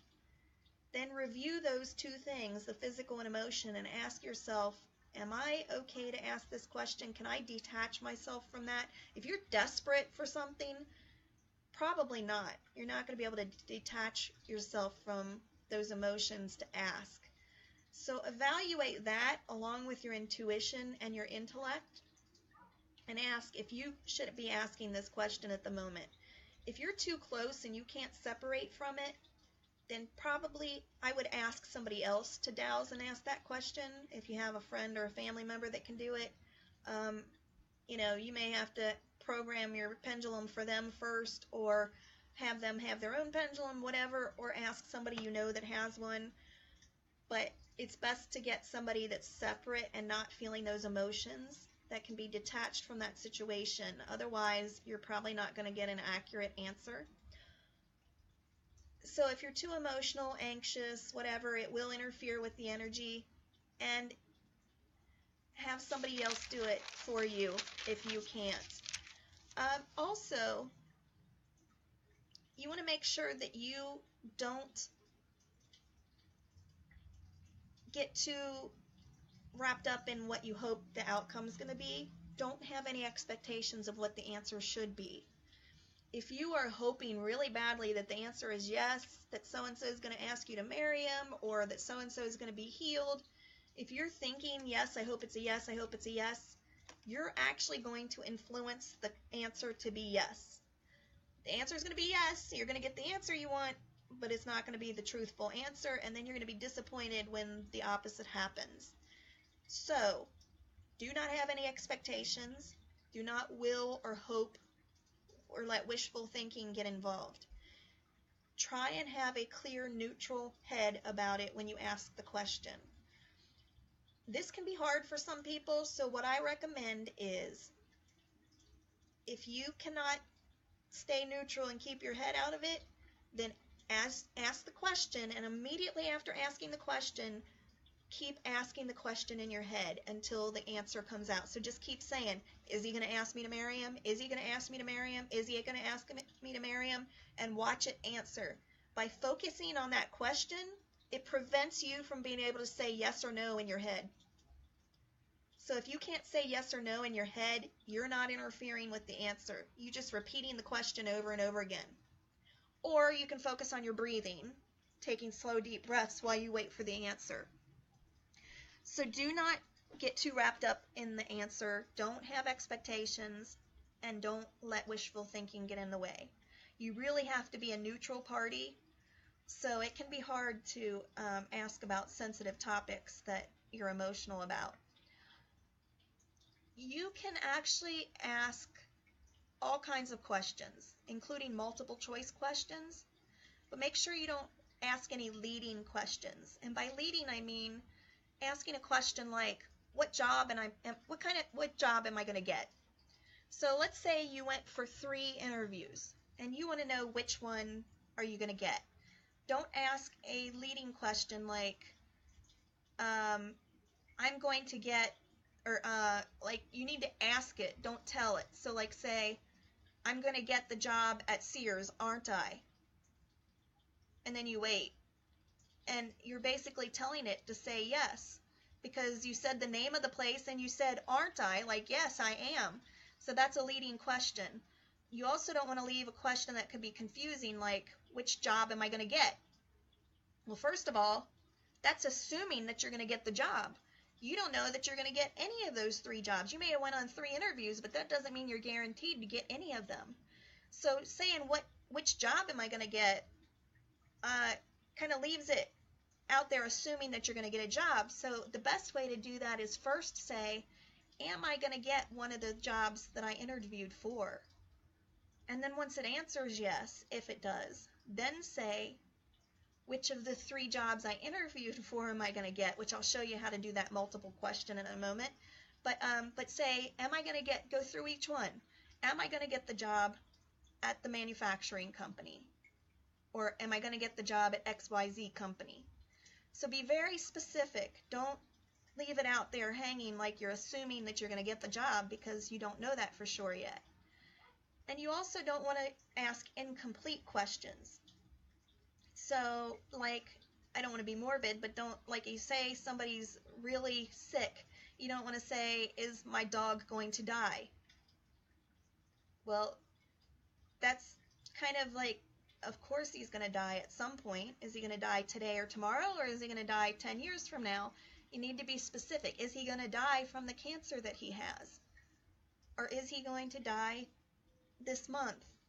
So that would be considered like an incomplete and a confusing question. So make sure you're specific.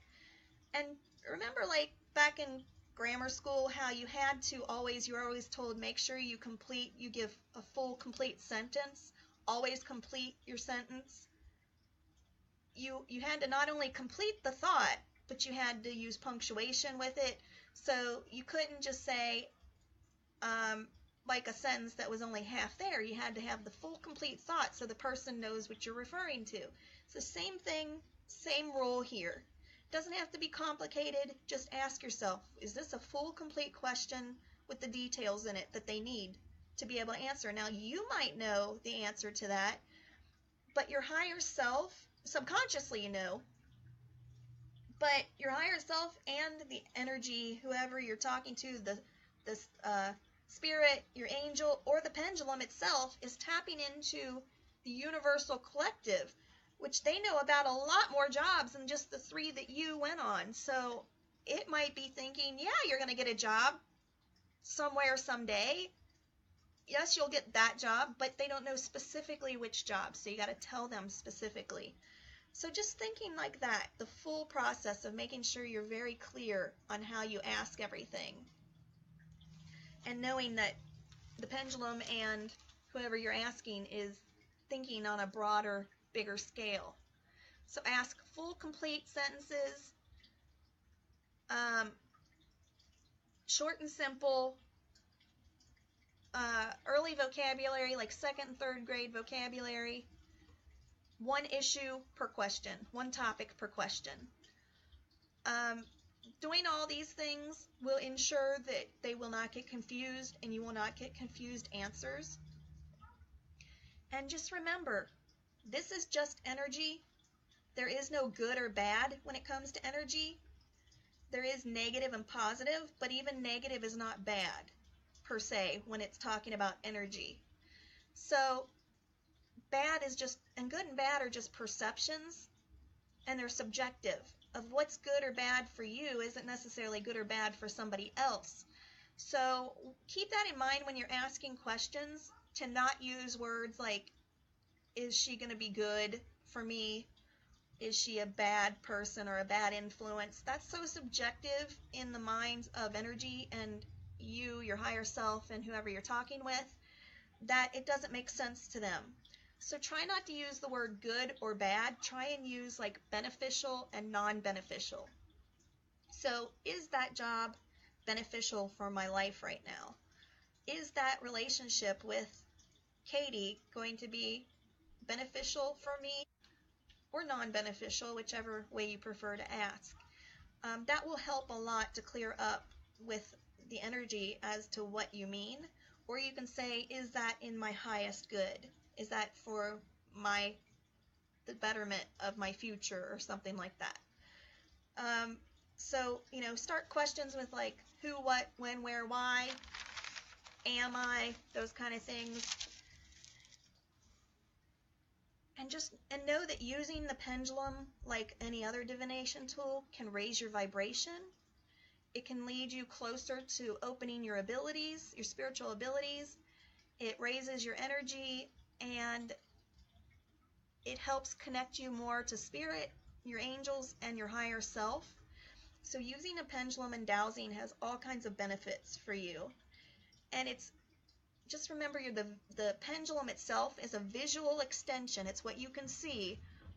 It's an extension of your inner radio waves, like I described at the beginning. So it is just what you can see so that it can answer the questions for you, but it's an extension of what's up here in your mind or what Spirit's trying to tell you. So listen to your inner senses. Listen to your intuition when you're asking that question, and then trust it. Trust it, because that intuition and those inner senses are trying to tell you something, and they're going to help you when it comes to whatever you're asking the question about. And after a while with practice, you won't even need the pendulum anymore. The more you use it, the more you'll become in tune with your intuition and those inner senses, and eventually you'll get to the point where you'll hear the answer in your head before you even have the question all the way out, and you won't even need the pendulum. Now, there are also ways to dowse with your body if you don't have a pendulum. So you're standing in the grocery store and you want to ask if something's healthy for you. Well, you don't want to just break your pendulum out in the middle of the store. You might worry about what people think or whatever. You don't want to have to answer questions. So there are ways that you can dowse with your body. You can do it through kinesiology, muscle testing, tissue testing. I'm not going to go into those today, but I want you to be aware of them so that you can write that down and you can learn about it if you're interested in doing that. You can actually program your body to give you different responses. Being able to break through the fingers when you ask a question, or the way, have your body lean a certain way. There's some really fascinating ways that you can do it. But that's the thing, the practice, the practice, the practice. The more you practice this, the easier it'll come, just like reading with cards to begin with. And then, after you use tarot cards or oracle cards for so long, your intuition just kicks in and you don't even need them anymore. Same type of thing with the pendulum. So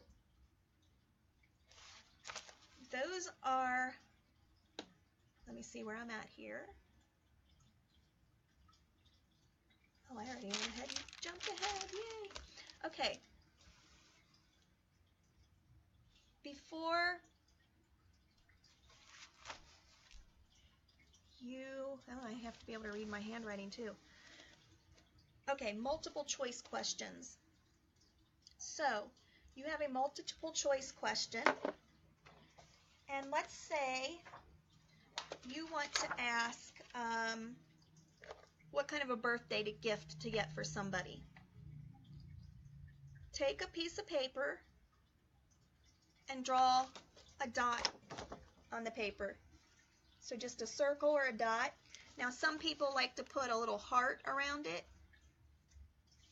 Some people don't. That's okay, whatever you prefer. And now take your choices, the multiple choices, and write them around that dot. So I am going to say, do I get her flowers? Do I get her a store gift card? Do I get her a book? Do I get her, let's say, a coat I'm just guessing here. Or do I get her the new radio she wanted? Okay, so just as an example, you write those options around the outside. Okay? Now you have a point to start with where you put your pendulum. So now I'm going to hold that pendulum over that point, and I'm going to ask, which gift should I get for Katie Ann for her birthday? And initially, it will start, chances are it will start circling and going round and round, one direction or the other, counterclockwise, clockwise, whichever way. And that's okay. That's just getting its energy up. It takes a minute to gather the energy up and the strength. And eventually, once it's ready to balance out and it's got enough energy, it'll then start swinging back and forth towards a certain object. So then you watch which direction does it swing over. If it starts swinging from the heart this way, back and forth over the flowers, then that means they're telling you to buy her the flowers, that she'll like the flowers the most. But don't give up and assume that just because it's swung over the flowers for a few seconds that it's going to stay there. Because now, after it does that for a minute, it might need to just get up enough energy to now start changing direction and finish going down this way, or to finish going this way. So a lot of times you'll see it'll go straight up and down for the longest time, and then eventually it'll start working its way, and this way, until it gets to where it's going to settle. So what I do, and not everybody does this, but I do, say it swings over the flowers for a few seconds, and it seems like it's going to stay there, but I'm not quite sure. And instead of making up my mind, it's definitely the flowers, I say, is that it? Is the flowers what you want? Or are you staying at the flowers? And usually if I say that, if they want the flowers, they'll stay there. But usually if they don't want the flowers, as soon as I ask that, all of a sudden I'll notice it slowly starts moving to the place that it wants it to be. So hold it over, hold it over. This can just be a makeshift, stick figure, easy little drawing. I mean, you don't have to do anything fancy. It can be with crayon. You can write it with lipstick, whatever. As long as you know what it means, Spirit will, in that sense, as you're saying it and you're asking the question. But you watch it wherever it goes and hovers. First of all, be patient. It can take a second to start moving in the first place. Sometimes you'll be like, it's not moving, it's not moving. No, sometimes it takes a good 10 to 15 seconds to get moving. And then once it does get up the energy, it has to keep moving a certain direction to get up the energy initially before it'll finally go to its final destination. Then, like I said, don't jump to conclusions. Oh, it's been over that for a few seconds. I bet that's the answer. No, give it a chance and then say, is that the answer? Or is that where you're staying? And then see if it moves again or not. That's how you find out multiple choice questions. Now, I showed you my handy dandy yes-no chart. You can make charts for anything. This is the awesome thing. Any subject that comes up, anything you want to ask, you can make your own chart. I mean, I have made makeshift charts on the back of so many things before because just a topic comes up and I need a quick answer. I will just make a quick chart on whatever paper I have. But you can go online and find a plethora of free charts. You can buy some that are already made, or you can print them off for free. So go online and Google or Yahoo and say free dowsing charts or free pendulum charts. If it's not under pendulum, look for dowsing or vice versa. I have gotten some great ones off of the internet. This is a health gauge. Now, health questions with the pendulum can be really tricky. We're not doctors, so I don't recommend diagnosing somebody. But you can give them an idea. You can say, well, Spirit's making me think this, but please check with the doctor. Always tell them to check with the doctor to make sure. Say, don't believe me 100%. I'm not a doctor. So here's a health gauge. It shows all the different, the main organs of the body, that it could be affecting. It has numbers to tell the percentage of level of health. And then it's got level of health here. Is their overall health critical, poor, fair, good, or excellent? And the type of the body, which is really cool. Is it the astral body, the etheric body, the celestial body, karmic body? This is just a great chart that I got off the internet for free. Here's one on love lives that I got off the internet for free. Relationships. Does this relationship have the potential for a short, long, or medium relationship? Is it a spiritual, physical, mental, or emotional problem that's getting in the way? Or is it a good physical relationship? Whatever. And then you have percentages all the way from 0 to 100 on compatibility. So is Jim and Vicky, are they compatible, and how compatible? And it'll tell you the percentage. But then I made my own charts. So this is the cool thing. If there's not a chart that you can find, make it up. I do this with my live readings. You guys see me all the time, some of you. Spiritual abilities chart. This is the answer, yes. This is my key. This is my yes answer. This is my no answer. What spiritual abilities do they have? And I go over each one of these.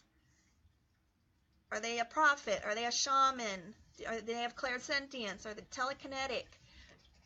And what I do for this is I tell Spirit, if they have this, go left, and this is the opposite of a yes/no question. So I ask them, go back and forth, left to right through the ability if they have it. If they don't, then cancel it out with a yes answer, which is, I know, the opposite, but that's what they do, and it works. You get to know with Spirit or yourself what works over each chart. Light worker chart. Are they a crystal child, a Blu-ray, an indigo, a star seed? Are they more than one type? Are they like an earth angel? And I drew graph lines. I put the pendulum right here, and it goes to which direction to narrow it down. And if it goes to this column, then I go one at a time over each one to see which one they are. So it's unlimited. Oh my gosh, so unlimited. I have alphabet charts to spell things out, different alphabets. Now that's the hard part. That's the one I don't trust that much. It doesn't seem to work very well a lot of times, spelling things out. But there's a guides chart, whether the guide is male or female, all kinds of cool stuff. But you can even check chakras. What's wrong with the chakras? Which chakra is affected right now? Which one's blocked? And it tells you what things are associated with that chakra, the color, the symbol for it. It's unlimited. You can do tarot. You can read tarot with your pendulum and go over the chart without cards. Or you can lay the cards out and then use your pendulum to decide which card to pick up. The possibilities are endless. It's an amazing, fun thing to experiment with. I had so much fun when I first started doing this, just playing around with things. Here's a really cool thing that I want to teach you before we go, because we're going to be wrapping up in a few minutes. Okay, you have a lost object. You lost your bank card. Okay? Take a blank piece of paper. Now, you can do it without the paper. You can actually walk around and say, okay, Spirit, okay, guides, I need you to tell me where my lost bank card is. So say you walk around the house and say, is it in the house? And it'll say yes or no, it's not in the house. Okay, it is in the house. Is it in the living room? Yes or no?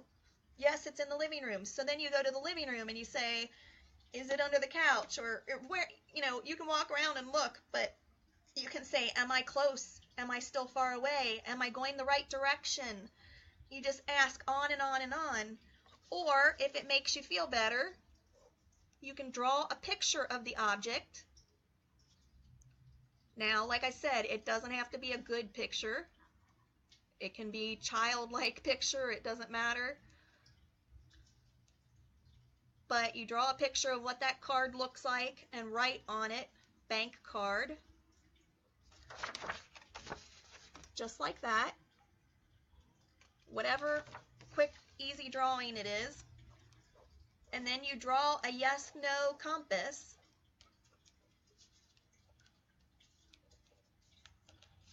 Just like that. And you walk around the house and you say, I lost a card that looks similar to this, only it's green, whatever. And you start following your chart around the house as you ask different questions.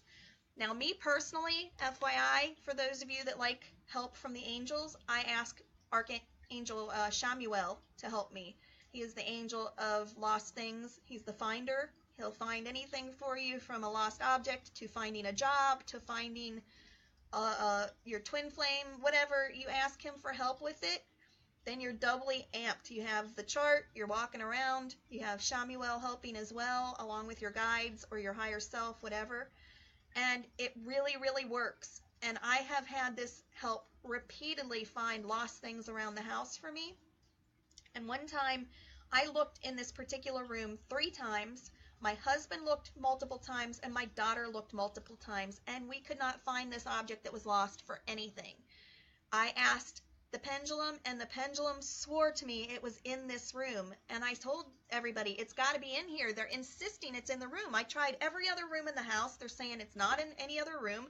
They're insisting it's in this room. And everybody's like, it can't be. We looked multiple times. We turned the room upside down. It was there. After the fact, after arguing and complaining about it, I went back and pulled everything out of this particular storage cabinet, dumped it all upside down again, and sure enough, the item of clothing we were looking for was inside out, tucked inside of another piece of clothing, and had tons of stuff on top of it. It would have been nearly impossible to find without that pendulum. But because Spirit insisted that it was there, I kept looking. I didn't give up. And it was something he needed for his school, my son's schooling that night. And without it, he would have been the only child without that piece of clothing. And it would have been a big problem. But Spirit led me to it. So try that. It's an amazing tool. They're never wrong. And the only way it doesn't help is if you've lost that object somewhere else outside of your home while you're out, and then you can't figure out how to get back to it. So, if it fell out of the car, some gas station 3 states back and on a road trip, which happened to me once, you may never find it. But, if it's in the house or on your property, you can.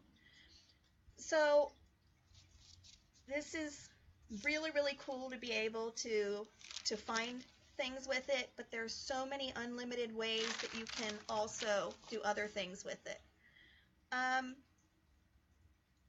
if you're not getting correct answers, you feel like you're not getting things right, ask yourself if you protected yourself, if you need to ground yourself, like if you're low on energy. Check your question, make sure your question isn't misleading or confusing. That's what the maybe is for as well. If your answer is not, or if your pendulum is not answering and it just stalls and just hangs there and doesn't move, it can mean that you don't have enough energy. It can mean it's not time for you to get that answer yet. So if that's the case, ask, is this the time to douse for this question? But if it's shaking, it could mean that it's confused. It could mean that you need to rephrase the question, but that's also what the maybe is for. If it answers maybe, it may be a question that requires a maybe answer, but there's not that many questions that require a maybe answer. So usually if it's saying maybe, it means that it's confused, that you need to rephrase the question, or it doesn't understand it somehow. Something's interfering with that question. So check those things. Did you ask it properly? Are you detaching yourself from the situation emotionally? And let it swing. Let it finish out.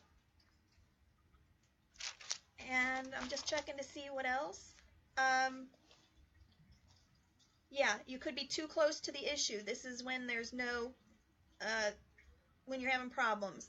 You could be too close to the issue emotionally, you're expecting a certain answer or outcome, wishful thinking, using unclean pendulum, it hasn't been cleansed or charged, you're not protecting yourself or your space, low energy.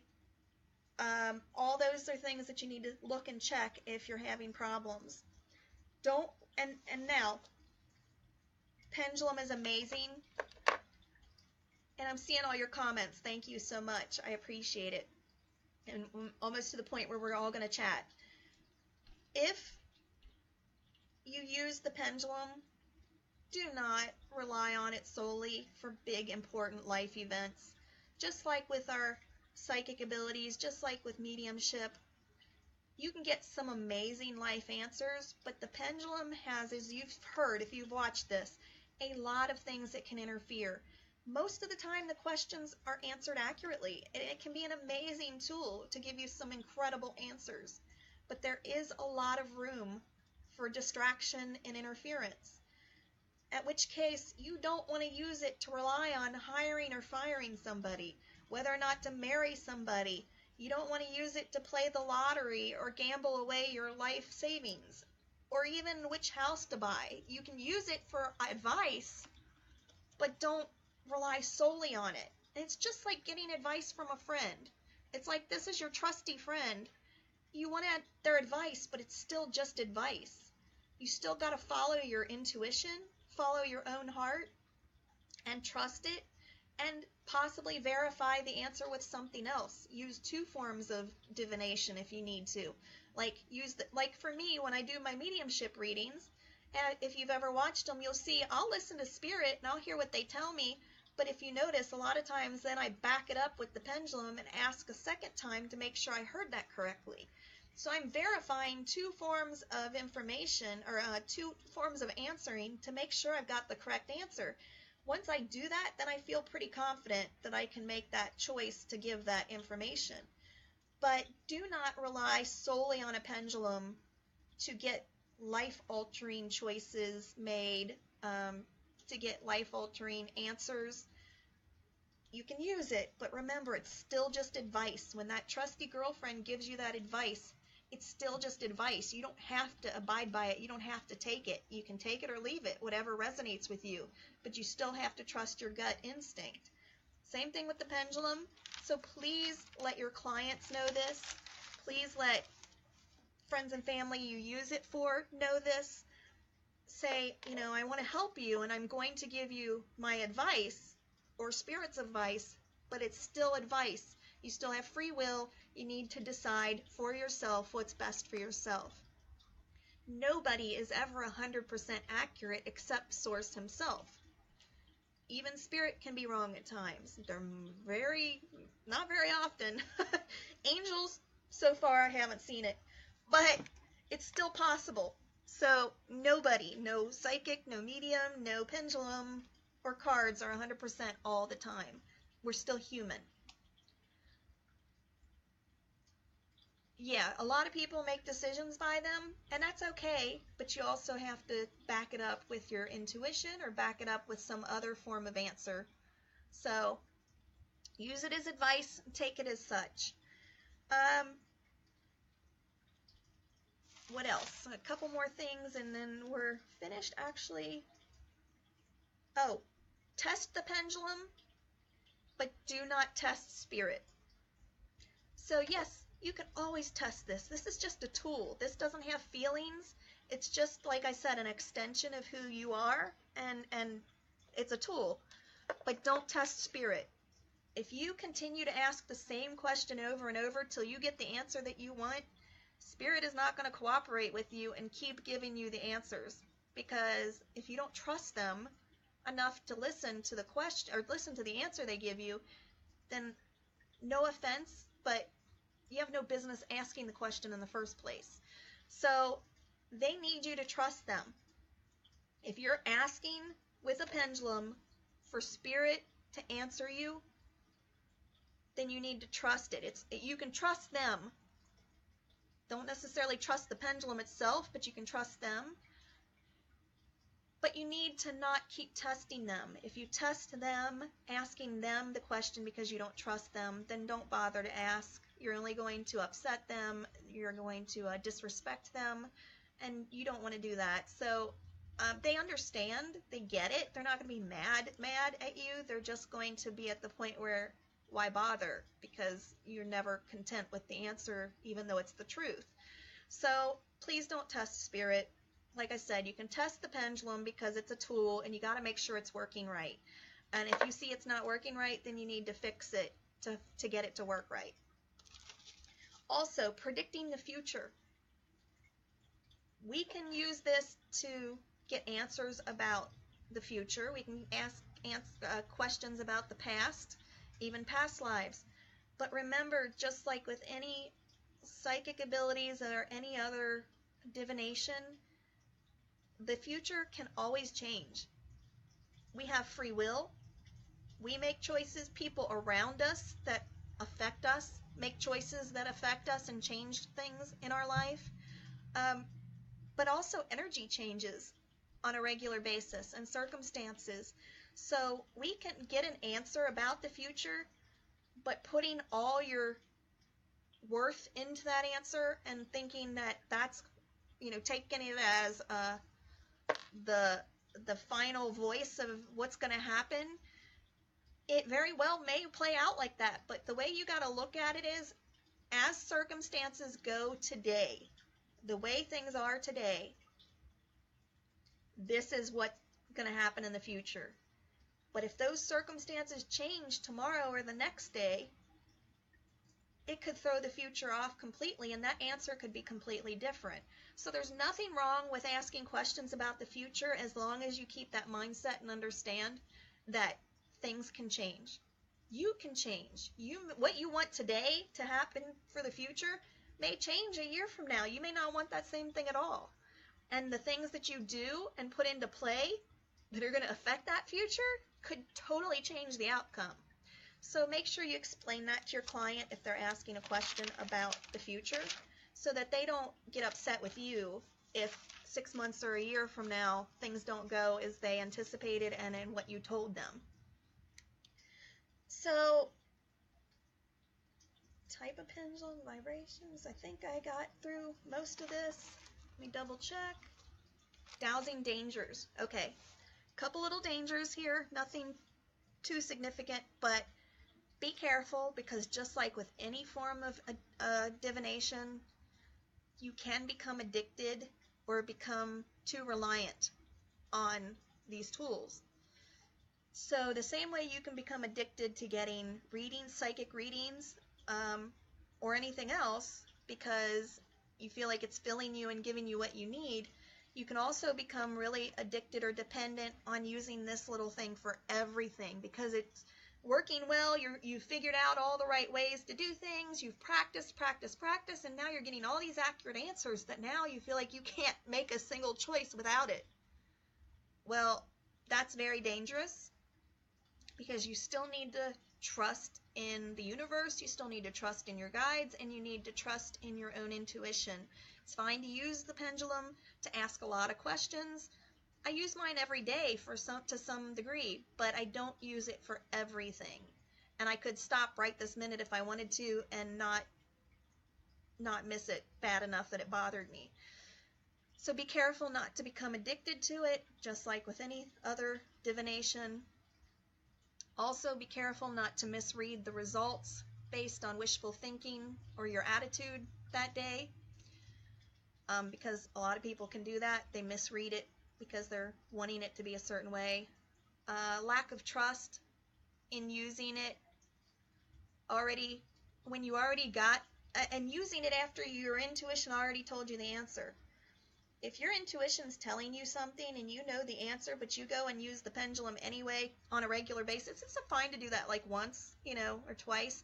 But if you're consistently doing that and doubting yourself, doubting your intuition, doubting spirit, needing to ask again, that's kind of like testing it.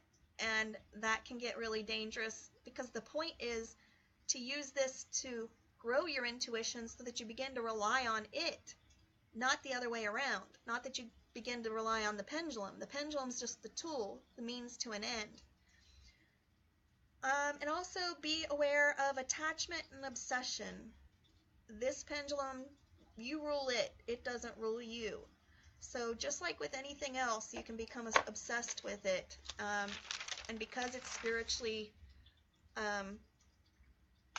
driven, it can become really easy to want to rely on it constantly. So that about wraps up the actual course. And I know it's been 2 hours now, but we started a little bit after 7. So I'm going to say now that we're going to do some question and answers and open up the floor to comments. And I welcome any questions or comments that you have. I'll try to answer the questions if I can. If not, I will get you the answers and get it back to you. But anybody that's watching this on the YouTube channel in a month or so, I know you cannot see the comments, and I may not remember to say everything out loud. So it's up to you if you want to follow along and listen. You still may learn something else, but if not, you can turn it off at this point, and I thank you for joining us. But, okay, everyone, thank you so much for being patient and listening. For those of you that joined late, I did explain a couple times in the beginning that I was asking everybody to hold their questions till the end, till now, because I didn't want to keep stopping because I had so much to go over, and now you can see why. But thank you so much, and I am open to anything that you want to ask now. So please feel free to go ahead and type your question or comment. Any inspiration, if you'd like to share any way that you've used the pendulum and it's helped you before, please feel free to use it and share that with us. Okay, Ethel is asking, can you perform healing like balancing energies without the person's permission?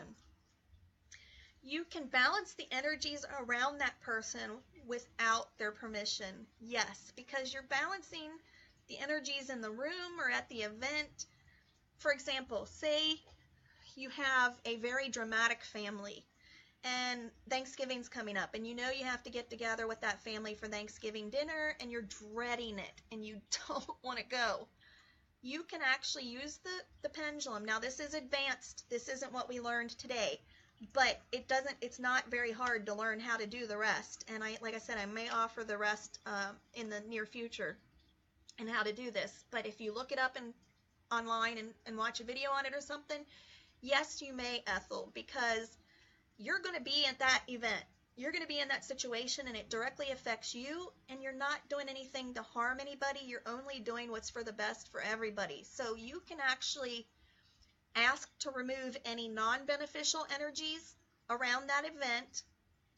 You would say what you're, about this thing, around this Thanksgiving dinner, please remove any non-beneficial attitudes, negative attitudes, remove any negative energy in the environment, remove the energy now around them so that when they come into that event, there is, and then you would say, please provide positive energy, beneficial energy to that event so everybody gets along, so there's no drama.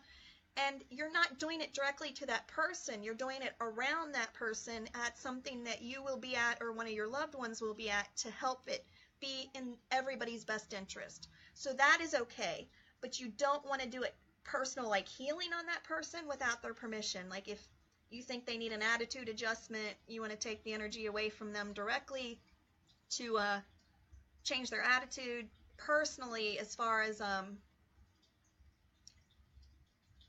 don't want to confuse you by the way I'm saying that. I mean in a way to like heal them about a specific thing, like a mental illness or a bad way of thinking, like a belief system or something like that. No, you cannot do that without asking their permission. But you can do it around the event and the energies around the people at the event. And it is really, really helpful. I've done it several times, and it really does work. It really can help the situation be much better. Doesn't mean there still won't be problems, but it reduces the problems and makes them much more controllable and enjoyable. Okay, I hope that answers your question, Ethel.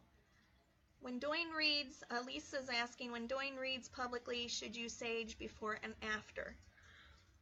I personally do, Lisa. You do not have to, but I do, and I recommend it. And there's several reasons for that. For one, you are killing any and transmuting any negative, bad energy around you, transmuting it and turning it into positive energy. It's also an amazing antibacterial. It can kill germs around you, but it also helps raise the vibration and the positive vibes in the room. It helps connect you to spirit because of that. It makes it easier to connect with spirit. So it's not that it is a requirement, so to speak, but it definitely is beneficial for you, for spirit, and for your clients or whoever you're reading. I highly recommend it. Now, if I answer anybody's question and you have a follow-up or I didn't answer it correctly for you to understand, please feel free to go ahead and let me know. Carol says, thank you so much. It's been so informative. Does the dark velvet bag that holds the pendulum have to be cleansed? No.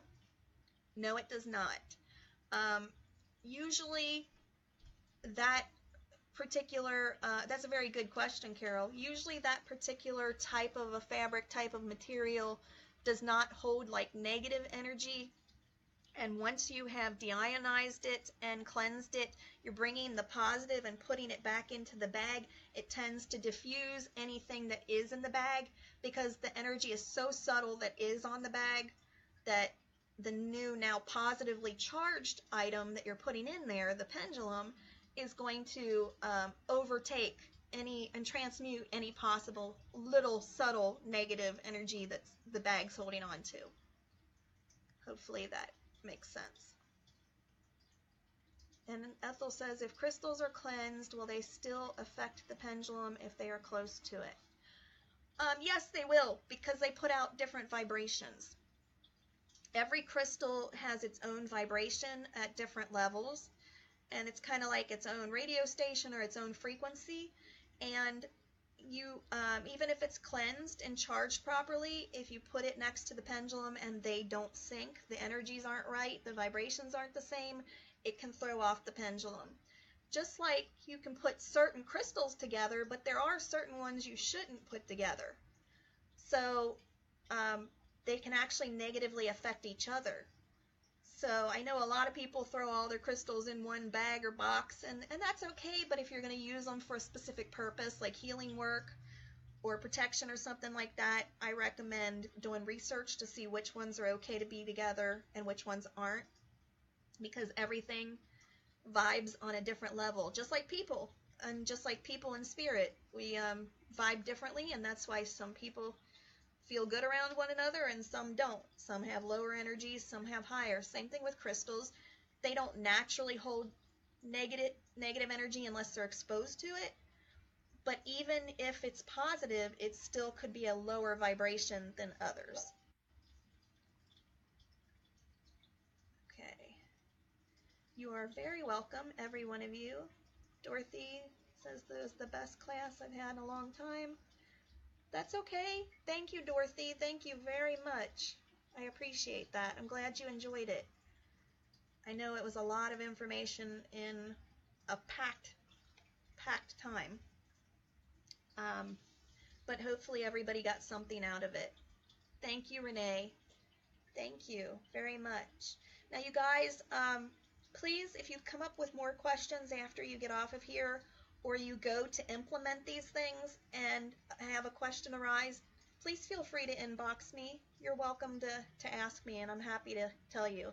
And like I said, if I don't know the answer, I'll do my best to find out for you. Okay, Ethel says, my pendulum is wood but has a thin black string on it. Will salt and water destroy it? Kind of afraid to get it wet. It shouldn't, Ethel, as long as you just do it very shortly. You actually don't have to get the string wet if it's a type of material you're afraid is going to fall apart. You can just rub it in the sand. The salt. Rub it in the salt and then brush it off. If it's like a fabric, it should brush right off because you're not like crushing it into it or anything. You're doing it very gentle for just a moment. But even if you did run the water over it and just like dip it for a second and then lay it out to dry, it should be fine. But if you're really concerned, then just do the salt. I would do the both on the pendulum itself, on the wood part, but the string you can just do the salt and kind of brush it off a little bit. If you see any like white salt residue on it, you can maybe take another cloth, like a washcloth or something, and just get it a tiny bit wet, like it's towel dried, like not soaking wet, just a tiny bit wet, or like a baby wipe, and just gently dab it to take that little white residue off. I would just do it very softly and not rub it. But I think just the salt itself would do fine. Now, just so you know, FYI, the wood itself is does not hold energy the same way that the metal and the crystals do. It does hold some energy, so that's why you still need to charge it, but wood itself doesn't absorb the energy the same way that the crystals and the pendulum do. So that's why it's not essential to leave it out all night, all day. You know, if you're worried about it being ruined because of too much sun or rain or dew overnight or something like that, just leaving it out for a short time is fine, just enough to give it a little bit of a charge. It still works. Wood is amazing because even though it doesn't hold the charge internally, it'll still work off of your body's energy when you use it. I love my wooden pendulum because it works fine, but you still want to charge it as much as you can without ruining it. Okay, going to CCP and then new moon is coming. Yes. Yay. Can I charge my pendulum in the ocean? Renee, yes, you can. You absolutely can charge your pendulum in the ocean. It's natural salt water, so it does the same thing. I would just rinse it off afterwards to get the salt off the same way you would if you rubbed it in the salt itself. So you're actually doing two things at once. I would still recommend possibly leaving it out in the moonlight to charge it a little bit more, but there is so much energy that comes from the water of the ocean itself, from the energy of the waves, the undertows, the different, I mean, even though you're holding it in your hand and you're not letting it go, it's absorbing a lot of energy from the ocean itself. I would still do the moon, or the sun, one or the other, but you don't have to do both in all night like you would otherwise. But the salt water is great for it. I would definitely do that if you can. You guys are so welcome. I'm sorry, Carol. I kind of inundate you with information. I just want to make sure you have it all, because I know several people that have really tried to do the pendulums and think, oh, it's going to be so easy, and then they have a lot of problems trying to get the accurate, consistent messages, and they just don't realize how much is involved and how many things can interfere. But once they get this information, then they start paying attention to that, and then they're very successful and are like, oh, once you get used to this information, it's not a big deal. You don't even think about it anymore. The only time you think about it is if it starts acting wacky, and then you backtrack your steps and figure out where you went wrong. But it sounds like so much information, but you practice with it and it just becomes natural. That's a great idea, Lisa. Lisa said she uses fish line for hers and then just changes it all the time. That's a really great idea. Dorothy says, is it okay to charge the pendulum, mine is crystal, on a wood stump? Okay to get the sun? Absolutely. Absolutely, Dorothy, because not only will it get the sun, but it will get the natural energy from the tree. And even if it's just a stump and the tree's dead, there's still energy flowing from it, from nature. So, I mean, if you've ever tried to put your hand up to a tree or a plant, as you get used to it, you might not notice it right away, but as you get used to feeling energies, you can actually feel the energy coming off of them. So even if it's a stump, there's still a lot of energy flowing through it. So that's actually a great thing to do, better than just setting it out on a windowsill or something. You're so welcome, Ethel. Penny Lane said, should or would you use a pendulum on people who are negative? If they give you permission to, absolutely, because even if they're negative, they're not personally going to affect your pendulum or turn it negative or anything, because they're not holding your pendulum. The only way it would absorb their energy is if you let them hold it. So you're doing the work. It's all coming from your body, the energy. And if they ask you to and you're okay with that, then go for it. But only if you resonate with it. If you don't feel like you should use it on that person for whatever reason, then don't. I mean, I'm not saying you need to, you have to. Follow your instinct and how you feel about doing that. But if they just happen to be a negative person with a negative attitude and you can tell their vibe is really low and negative, you know what? Believe it or not, being around divination and spirit and somebody positive like yourself, the higher vibration, the more they dabble in this stuff, honestly, the more it's going to raise their vibration. The more over time it will make them more positive. So if they're seeking your help and they're willing to trust your advice and spirit, I say go for it as long as you feel comfortable with it. You guys are so welcome.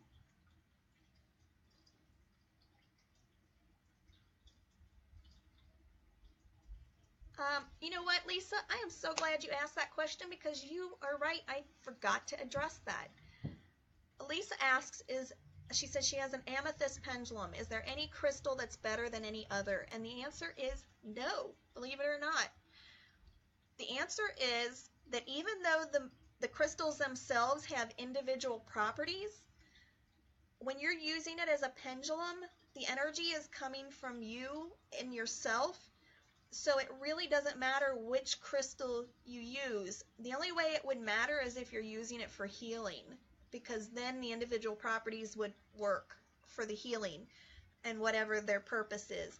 But if you're just using it for questions, to answer questions, no, because those individual properties wouldn't come into play in answering the questions. All you need is your energy to move that crystal. So you can use any crystal for questions, and then only take that into consideration if you're healing, like doing it with using it for Reiki, things like that. Renee. Well, I'm so glad you guys got lots of information. All right. Is there any other questions? Did I get everybody's questions? I really appreciate you guys staying this long and participating. I know there's only a couple of you left, but did I get everything?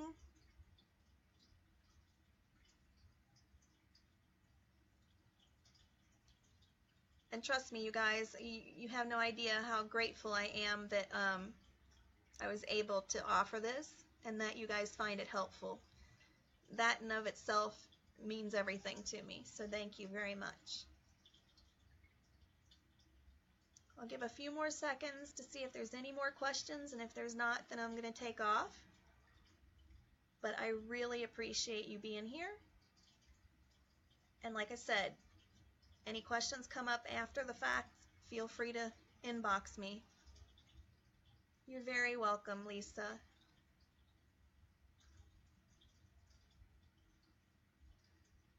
Penny Lane says, oh, I charged mine and saged it, then I got zapped once. Does that happen? Oh, I imagine that would be quite shocking. It can happen. You're working with energy, and honestly, that means that you got a really good charge on there. That's what I would think. Maybe somebody else has a different thought on that, but to me, that tells me that you got a really good charge, that you're dealing with something that saging, between the sage and the crystal, both hold their own forms of energy. You put them together, and you could get zapped. I don't think that's a bad thing. I mean, besides the little shock it gives you. But yeah, that's cool. You are so welcome. You guys are so welcome. Thank you. Okay, well, I'm going to go ahead and take off. If you are in the process of typing a question and I don't see it in time, I will get it in my notification and I will definitely answer it. But thank you guys. I hope you have a wonderful evening, and keep me posted on all of your fun that you do and any adventures that you have. I'd love to hear any stories about finding lost objects or getting a really good answer and then it coming true. Anything like that is really cool and enjoyable to hear. And I'd just be excited to hear how excited you guys are about it all. So don't hesitate to let me know. All right, you guys are very welcome. Thank you so much. Everybody take care. Namaste, and I love you all. Till next time. Bye-bye.